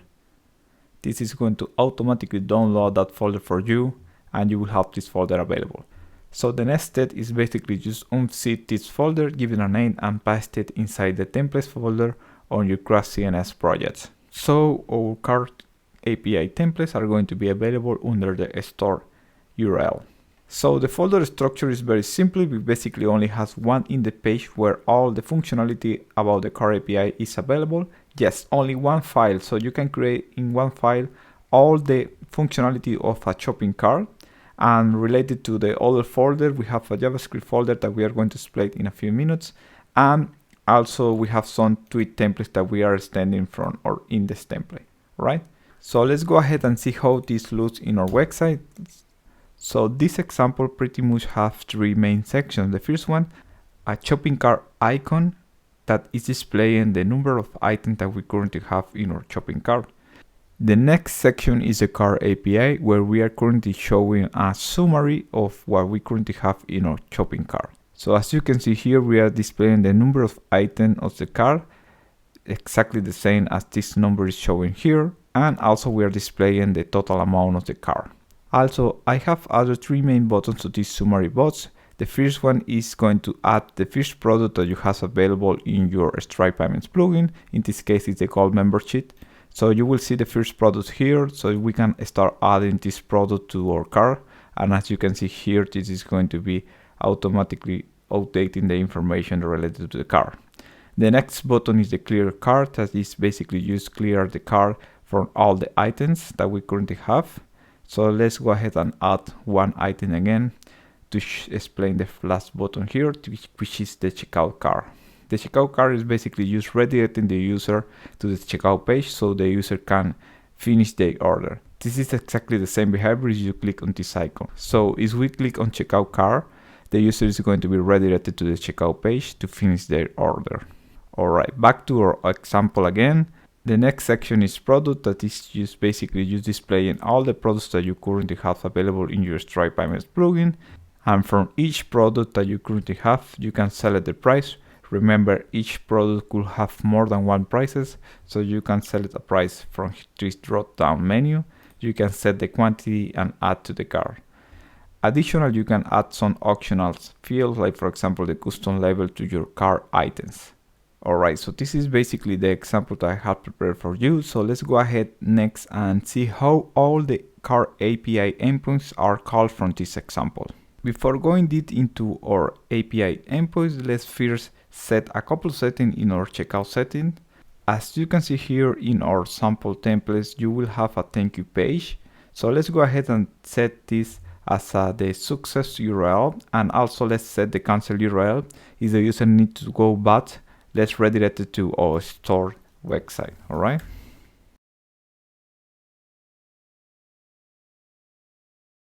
Default currency United States dollar, and let's just process a card payment method just for now. Alright, so let's go ahead and see our first API endpoint available on the Stripe Card API. So in order to use the card add endpoint, you need to send a post request to this resource available on your Stripe Payments plugin, and you only need to set the price ID and the quantity. And as you can see here, you are seeing a very small example of how the request should look. So this needs to be the body on your request, and you need to send an array of items with the price using the Stripe price ID and set the quantity. Alright. Important is to keep in mind is that this endpoint, if the card does not exist in the session, it will create a new one. And also if the price, for example, this price already exists in the card, the quantity will be added. Feel free to also take a look to the optional fields that you can also set beside the price and the quantity that are the required fields, you can set a description, and you can also send adjustable quantity. For example, if you want the user edit the quantity in the checkout page. From here, you will see also the response from this post request. As you can see here, you will have all the information related to your cart. You will see the number of the cart, metadata, total price with currency, item count, that is basically how many items we currently have in this cart, and a array of items with the information on each item. In this case, this object is related to the Stripe price object. One important thing to see here is the product. The product here comes with the ID. So if you want to see the information related to this product, after the items information, you will find a products object with using a key as the product ID, and you can see this as a hash mask where the key is the product ID, and you will get all the information related to your product. Remember, this is a Stripe product object that we are showing to you information in case you need it. If we scroll down a little bit, you will see some error responses that you can see using this endpoint. For example, we cannot find the price. For example, if you are sending a price that doesn't exist, or maybe that is disabled. And a server error is something happens in your Craft CMS website. Also, we have added a few examples of how to call this API from Node.js and jQuery. Remember, you can call this API from any JavaScript framework, so feel free to convert this to your framework that you are currently using. But if you see the Node.js example, it should be pretty much basically the same on your JavaScript framework. So the first thing that I'm doing here is just basically creating a variable with the body request that we wanted to do. Remember, we only need to pass an array of item. In this case, I'm only passing an array of items of only one price. In this case, with quantity is 2. So the next step is basically use a post request to the cart add endpoint. Remember to use the post method and add in the headers.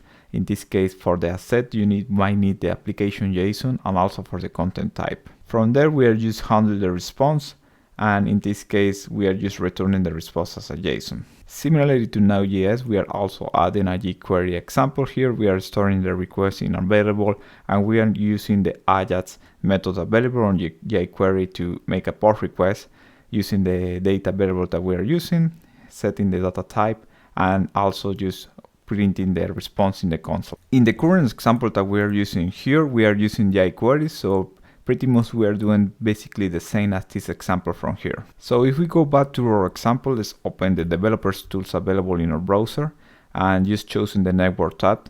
The add endpoint is used by this button here. So as you can see here, we are calling the cart add endpoint using a post method, and here we can see the payload or the request that we are sending, and if you click on preview, you can see an example of the response that you are getting here. So we are basically pretty much getting something very similar to the response that I showed you before here, where we have all the information related to the cart. Very important behavior to take into account for the cart add endpoint is that if the price already exists in the cart, the quantity is going to be added. So if we click again in the add got membership, this price ID already exists in the cart. So basically the only thing that is going to happen is that the quantity is going to be updated.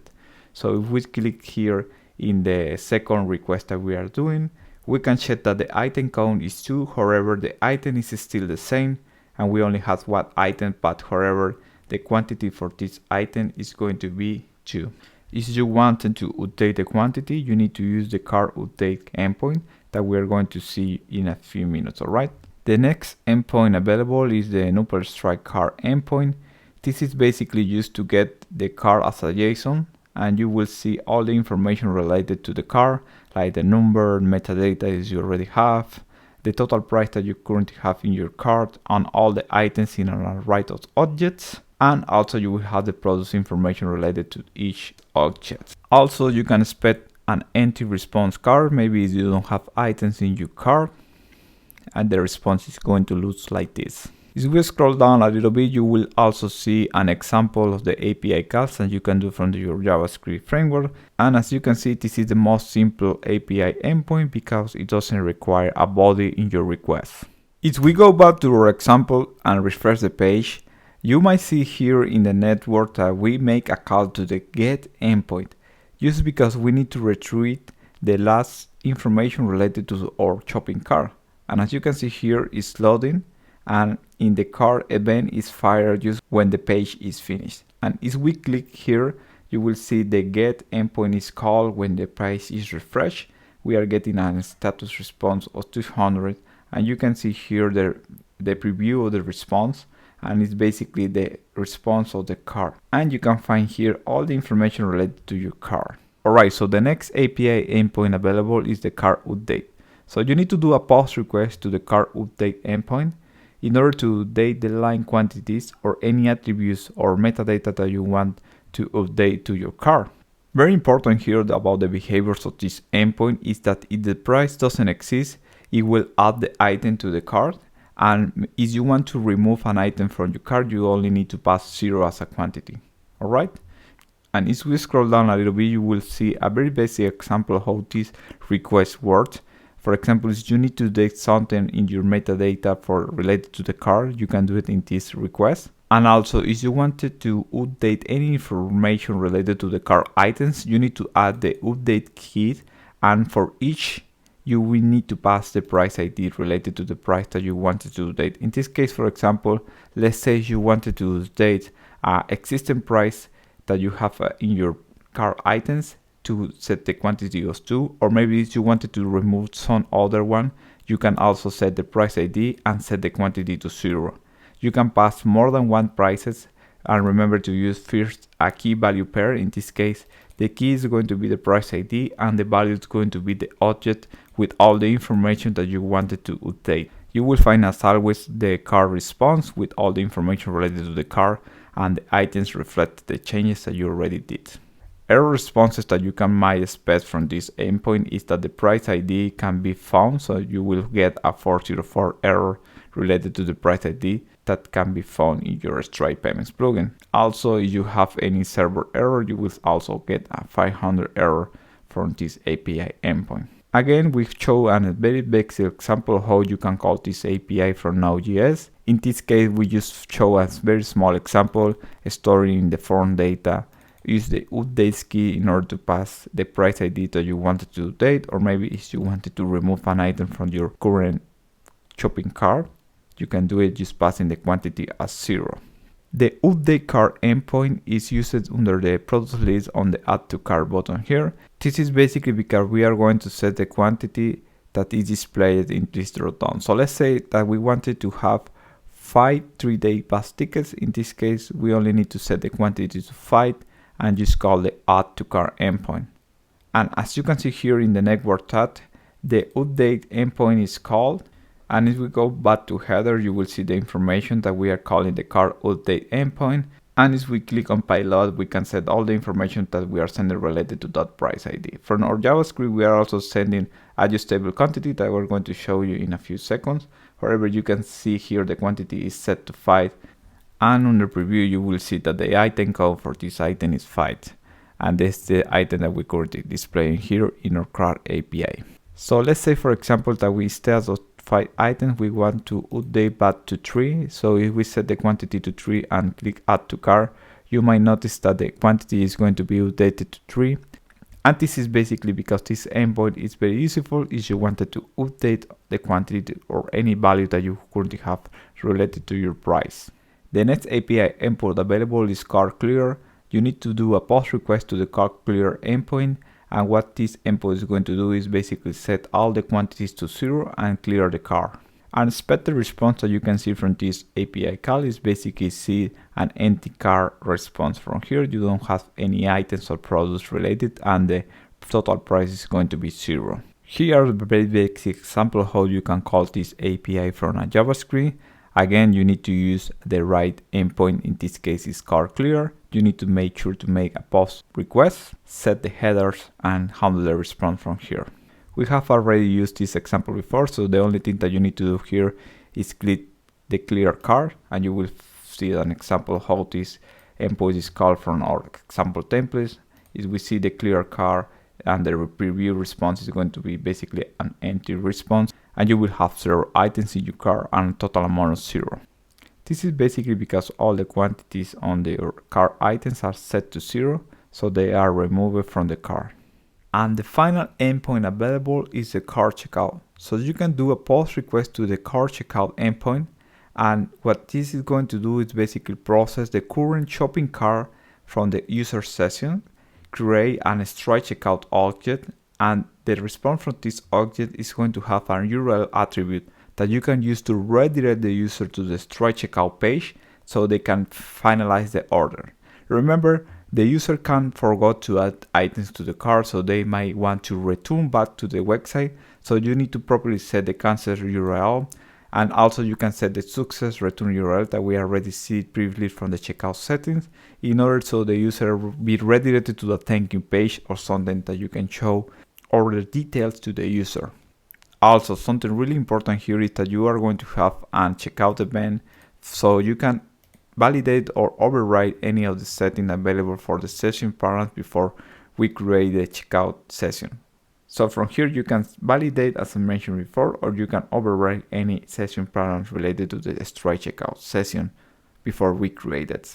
As I mentioned before, this is going to return a checkout section object where you can see the subtotal and the total amount, all the information related to taxes, and also you will see all the information related to the checkout session. But the most important property here is going to be the URL.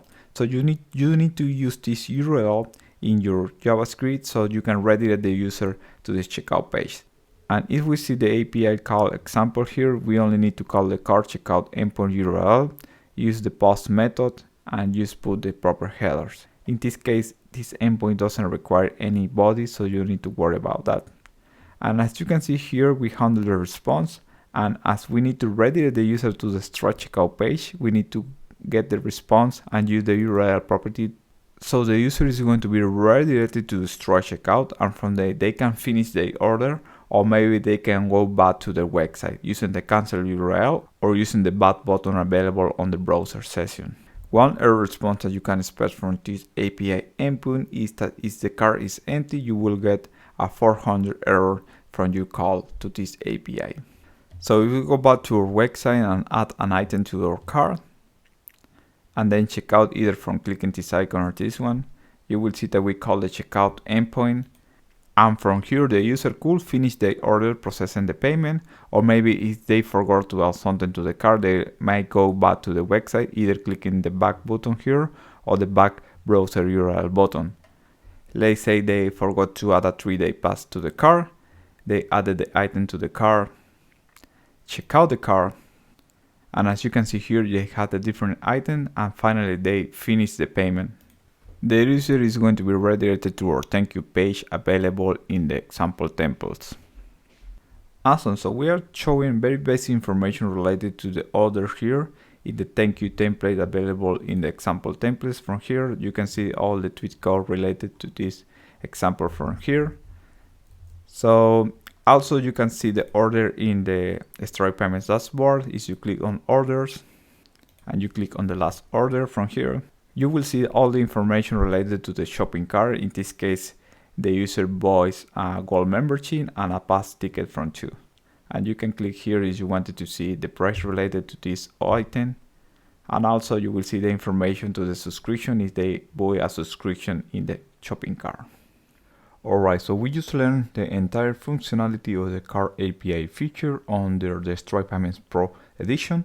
So we learned about how to add an item to the cart, how to clear the cart, how we can also check out the cart, and also how to update the cart in this case, or how to update a specific quantity or any of the properties available for each item in the cart. And of course, how to retrieve the cart using the only get API endpoint available on the Stripe Payments Cart API. So let's now quickly see how we are displaying the products inside this example. For example, let's start first in the products list. If you go in your documentation under the Pro section, products and prices, and display products and prices, you will find a small tweak example on how you can get the products from your Stripe Payments plugin, and also how you can get the prices. Remember, one product could have more than one prices, and that's the reason why we have two for loops. In order to get access to the Stripe product object, there is a method available under the product element that is getStripeObject. Please refer to the Stripe documentation to see all the attributes available under the product objects. And then similarly to the product, there is a get stripe object method available. From there you can get access to the stripe object from Stripe. Please also refer to the Stripe documentation to see all the attributes available under the price object. This price object is really important because in the cart JSON response, as you can see here under response and items, you will see always a price object for each item that you have in the cart. And also, as you can see here, the product ID is listed here. And if you need the product information related to the price, you can grab the price ID, and from there you can access to the product ID from the product object available on the cart response. One of the most important properties is the price ID. Remember, we are using the ID on all the API endpoints. So as you can see here in the request, we always need to use the price ID, and this is basically the ID from the price object. If we take a look to the sample templates, if we go under the index tweak tab, you can see here where we list all the products. It's a very similar example as I showed before in the documentation. We are looping through all the products, and from there we got the image. Is there image available, for example, from Stripe? We got the name, and also we loop into each product to get the price, and from there we build a drop down. All right. So in this case, the most important thing here that we are going to use from the JavaScript is the price ID, because as I mentioned before, we need the price ID in order to create all the requests or the bodies for all the endpoints on the cart API. So in this block of code here, we build the first salad dropdown. The second dropdown, the quantity is just a hard-coded dropdown that we built here. And finally, we add a custom label here if you wanted to add optional fields to your cart. And for the summary table that we see here, as I mentioned before, we are taking the first product available under the product element. As we scroll up a little bit, so basically what we are doing here is getting first all the products, and from there we got the first product in this variable here. And as you can see here, we also obviously got the first price, and from there what we are doing here is just displaying a small button related to the price ID. There is unlimited ways to do this, so remember this is just an example, and we choose the data attributes in order to store the price ID and get access from our JavaScript file that I'm going to show you in a few seconds. For the next button here, clear the cart, remember this is an endpoint available in the cart API. We are adding a data attribute data clear in order to know when this button is clicked down. Also, we are adding a small GIF animation here in order to let the user know when we are processing something in the background. For example, when we add something to the cart, we are displaying this small GIF from here. So this code is available here if you want to take a look. And I think that's everything from the tweet file. And as you can see here, with just a few lines of code, we are creating a shopping cart experience in our website. Alright, so let's now next see how we call our cart API endpoints from the JavaScript. Remember, if you go to the cart API and see any of the API endpoints available, under the example API calls, you will find a couple of examples how to call the API endpoints using JavaScript. And in this case, we also added an example using jQuery. In this case, or in this example that we currently have here, we are using jQuery. So if we go to under the JavaScript folder and click on the store, you will find the entire JavaScript file that is doing all the job to calling all the cart API endpoints. So remember, we are using jQuery in this example, but the cart API endpoints could be called from any JavaScript framework or either from used vanilla JavaScript, right? So in this case, as you can see here, the first thing that we do when the page is loaded, we just call the get the cart function. And similarly to what we see in the examples here, is we go to the get endpoint, you will see that the code that we have here is very similar to this one. We are just basically just calling the get endpoint for the enupal-stripe cart, and from this endpoint we are getting a cart JSON response. You can find an example of how the JSON response looks from here in the same documentation. But in this case, what we are doing here is just getting the response and just calling or raising an event that is going to basically trigger the animation from here, and it's going to take the information from these two inputs and this one. If we go to this event here in the same JavaScript file, you will find that all the endpoints that we are calling, for example, add card, update card, clear card, all the endpoints are triggered in the same event. This is basically used to the information related to the card in our website, all right? So in this case, as you can see here, we are reacting to this event, we are getting the response here, and we are just taking the item count that is available in the card response, and we are also using the total price with currency that is available also in the response card. And we are using the data attributes approach in order to render the information back to our view, all right? You will find that basically it's just a strong element and the value is going to be inserted here. So here you can see how the card add button behavior works. Remember, this is this button from here. So we are just listening for the click event, and then we are getting the price ID, the quantity. Remember, these are attributes available under the twig tag. And then we are just building the body request. In this case, we are adding the price ID, the quantity, and you can optionally pass a just quantity. In this case, remember, this is going to bring the opportunity to the user to update the quantity in the final checkout page. So feel free to also validate all of these settings under the before create session events available in the documentation here. Using this event, you can validate everything before creating the session, like for example, removing parameters that you are not expecting, or maybe just adding or overwriting current parameters, like for example, the cancel URL. Exactly the same as we are showing in the documentation. From here, for example, we have the items, attributes, and also we have a metadata if you want to send optionally, all right? That is basically just calling the add card endpoint.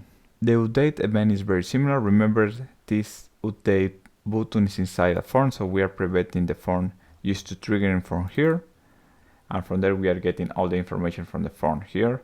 We build the line item, and in this case, very important, we need to pass, instead of item, we need to use the updates key and just pass for each ID from the price ID. We need to pass the line item information on whatever we wanted to update. In this case, we are just updating the quantity, and we are passing for each item that we wanted the user also update the quantity in the final checkout.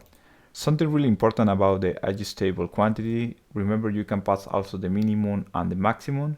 And if you pass the minimum as 0, that means that the user will be able to remove the item in the Stripe checkout page. So the last two events are basically the clear card, that is just calling the clear card endpoint, and we trigger the event only to refresh the information related to the card in the UI.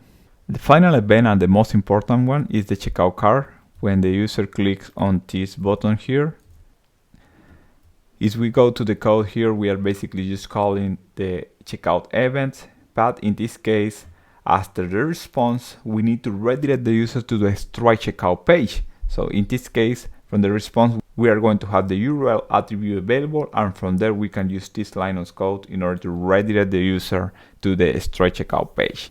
And from there, the user could process the payment, or maybe he will return to the website, maybe because he forgot to add something to the cart, or because maybe it's not processing the cart at that time.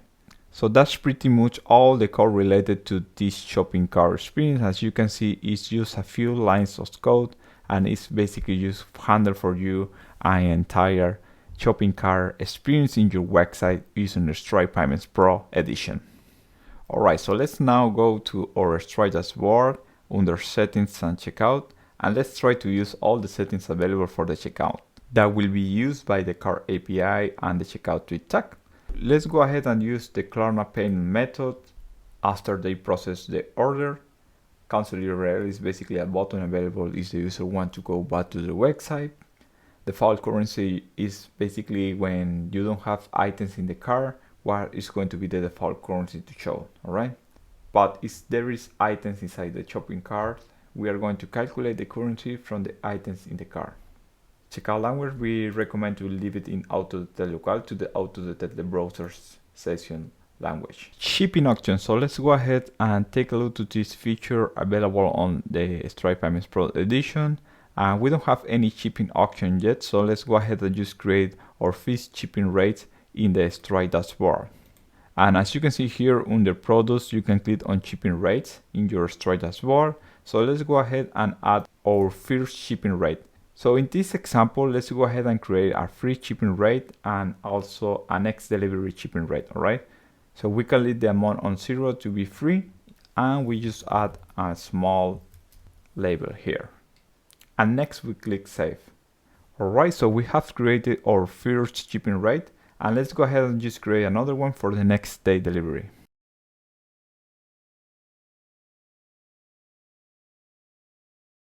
You can play a little bit with these two fields from here, and you will see a small example of how it's going to be shown in the Stripe checkout page. In this case, it's a next day delivery example, so let's put 1 and 1 here and just click on save. Alright, so we have two shipping rates created on our Stripe dashboard. Next step is just refresh the page here and we can click on save. Alright, so we have now the shipping rates available to select in our checkout settings. In this case, I wanted to display both shipping rates to the customer, so I'm just going to select both with Command or Control in Windows. And let's go ahead and enable also the shipping address and billing address for this example and click on save. So if we go back to our example templates, the first thing that you might need to know is that you don't need to refresh the page in order to see the changes. So if we're adding Klarna into our payment methods, Klarna currently doesn't support recurring payments, so let's just go ahead and add a one-time payment. Let's clear the card and just add this one-time payment from here and just go to the checkout card. Alright, so the user is redirected to the Stripe checkout page, and as you might see here, we have a couple of new sections here in the checkout page. The first one is going to be obviously the shipping addresses, because we enable the shipping address to be collected from our checkout settings. And also we have now the shipping method. So in this case, if we have the next day delivery, it's going to charge plus $10 to the total amount. But however, if the user chooses to select the free shipping, you will see that all the prices and the total amount is updated in real time. Let's go ahead and click on the next day delivery. And as you might see now, we have Klarna and some payment methods also available for the user. So let's leave it on Klarna for now. Let me choose the same billing address as the shipping. I just pay this order. Alright, so the order is complete, and you might see here that we have now a shipping amount into the order details. Alright, if we go back to our checkout settings and just scroll down a little bit, you will find the automatic tax setting. This is a new feature available on Stripe, and basically checkout uses the shipping address entered during the session to determine the customer's location for calculating the tax. So if you don't collect shipping information, checkout uses the billing address. So basically this is going to automatically detect the tax when the user enters the billing or shipping addresses, alright? So if we go back to the Stripe Payments documentation, you will find a small section related to the automatic tax feature available on Stripe. So we highly recommend to reach a tax expert or reach the Stripe customer support. However, if you are interested in this feature, feel free to click on this link, and from here you can learn more about this automatic tax feature available on Stripe. Basically, we need to enter our business address, basically create the tax type that you need to collect. On the Stripe dashboard, please click on More and next on Tax. Next, you will see this small pop-up, so let's go ahead and click on Get Started. The first thing that we need to do is basically just add our business information. As I mentioned before, the next step is basically just create a tax registration. It's basically where you are going to collect taxes. So let's say we need to collect a VAT tax on France.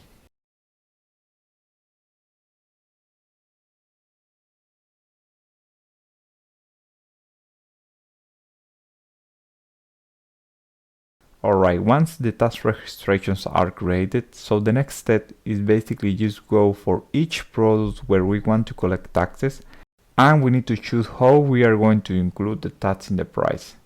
From here you can see a small example how it's going to look in the Stripe checkout page.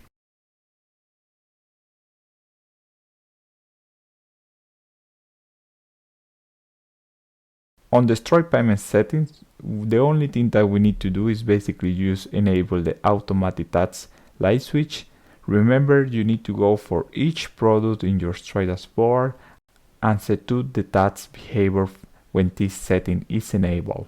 If we go back to our car API example, let's go ahead and process a payment for the product that we just added the task behavior. And as you can see here is an enter a friend's address.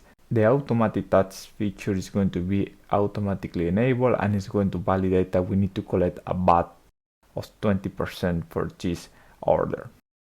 If we process the order, you will see the tax information or the tax amount in your order details. Alright, so the last setting that I would like to show you is the promotion code. This setting basically is going to enable the user or customers enter coupon codes into your Stripe checkout page. We already explained how to create coupons on the Stripe dashboard, so please feel free to go back on this video and take a look if you want. And in your Stripe payments menu, if we click on coupons, you will see that we already have a coupons created. So let's go ahead and use this up to 10 coupon. And so if we go back to our API templates, let's go ahead and process an order. And as you can see here, a new section is going to be displayed in the Stripe checkout page where the user can add the promotional codes easily from the UI. The last feature available for now for Stripe Payments Product Edition is the Stripe Product Field Type. This is a field type available on your Craft CMS, so you can start adding products to your section layouts, and this is very useful maybe if you want to store more information related to your products or prices in your Craft CMS using the power of Craft CMS and section layouts. So you can start adding maybe more images or handle inventory, SEO data. And here there is a small example of how we can get the information related to the field type. First, we use the one method available in order to get the first element available on your field type, and from there we can easily get access to the get Stripe object. Remember, all the properties available on the product object are listed in the Stripe documentation, and from there we can get access to all the prices related to that product just using the get prices method from your product element. And again, we use the get Stripe object to get all the information related to the Stripe object. Please feel free to refer to the Stripe documentation to see all the attributes available for the Stripe objects. If you are storing more than one element in your field type, feel free to use the add method in order to get access to all the product elements. And from there you can continue using the same example as before to get access to all the price information as I explained before. Let's quickly create a product field type and add it to one of our sections.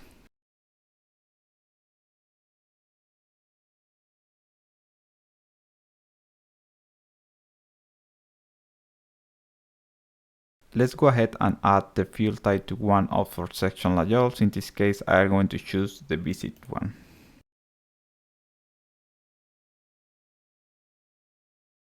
So if we go to our entries and check the visit entry, this case is a single.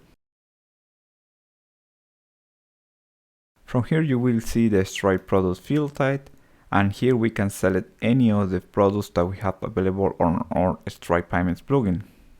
Let's go ahead and click on past tickets and click on select. If you want to see all the information related to prices, you can go ahead and click or double click your Stripe product element and you will find all the information in this small layout. For example, if you wanted to add more information to each price, one thing that you can do is create a matrix field type and, for example, create a Stripe ID and add it, for example, an image field, for example, a description field, an inventory field, for example, if you need to add information, and add the price ID at the beginning of the matrix field. From there, you can compare or extract information from each price from your matrix field. And again, this is just an example that I'm giving you, and we believe with this product field type, you will be able to use all the power of Craft CMS in your e-commerce website. Alright, so we just reached the end of this Stripe Payments tutorial for Craft CMS, and we just learned how easily we can create a powerful e-commerce workflow on our Craft CMS site. Please feel free to drop any questions in the comment section below. And we are happy to announce that we are now offering a professional consultancy service if you are interested in using Stripe payments in your e-commerce website on Craft CMS. Please find the link on the description box below if you would like to schedule a session with us. Again, thank you so much for trying Stripe payments and see you in the next one.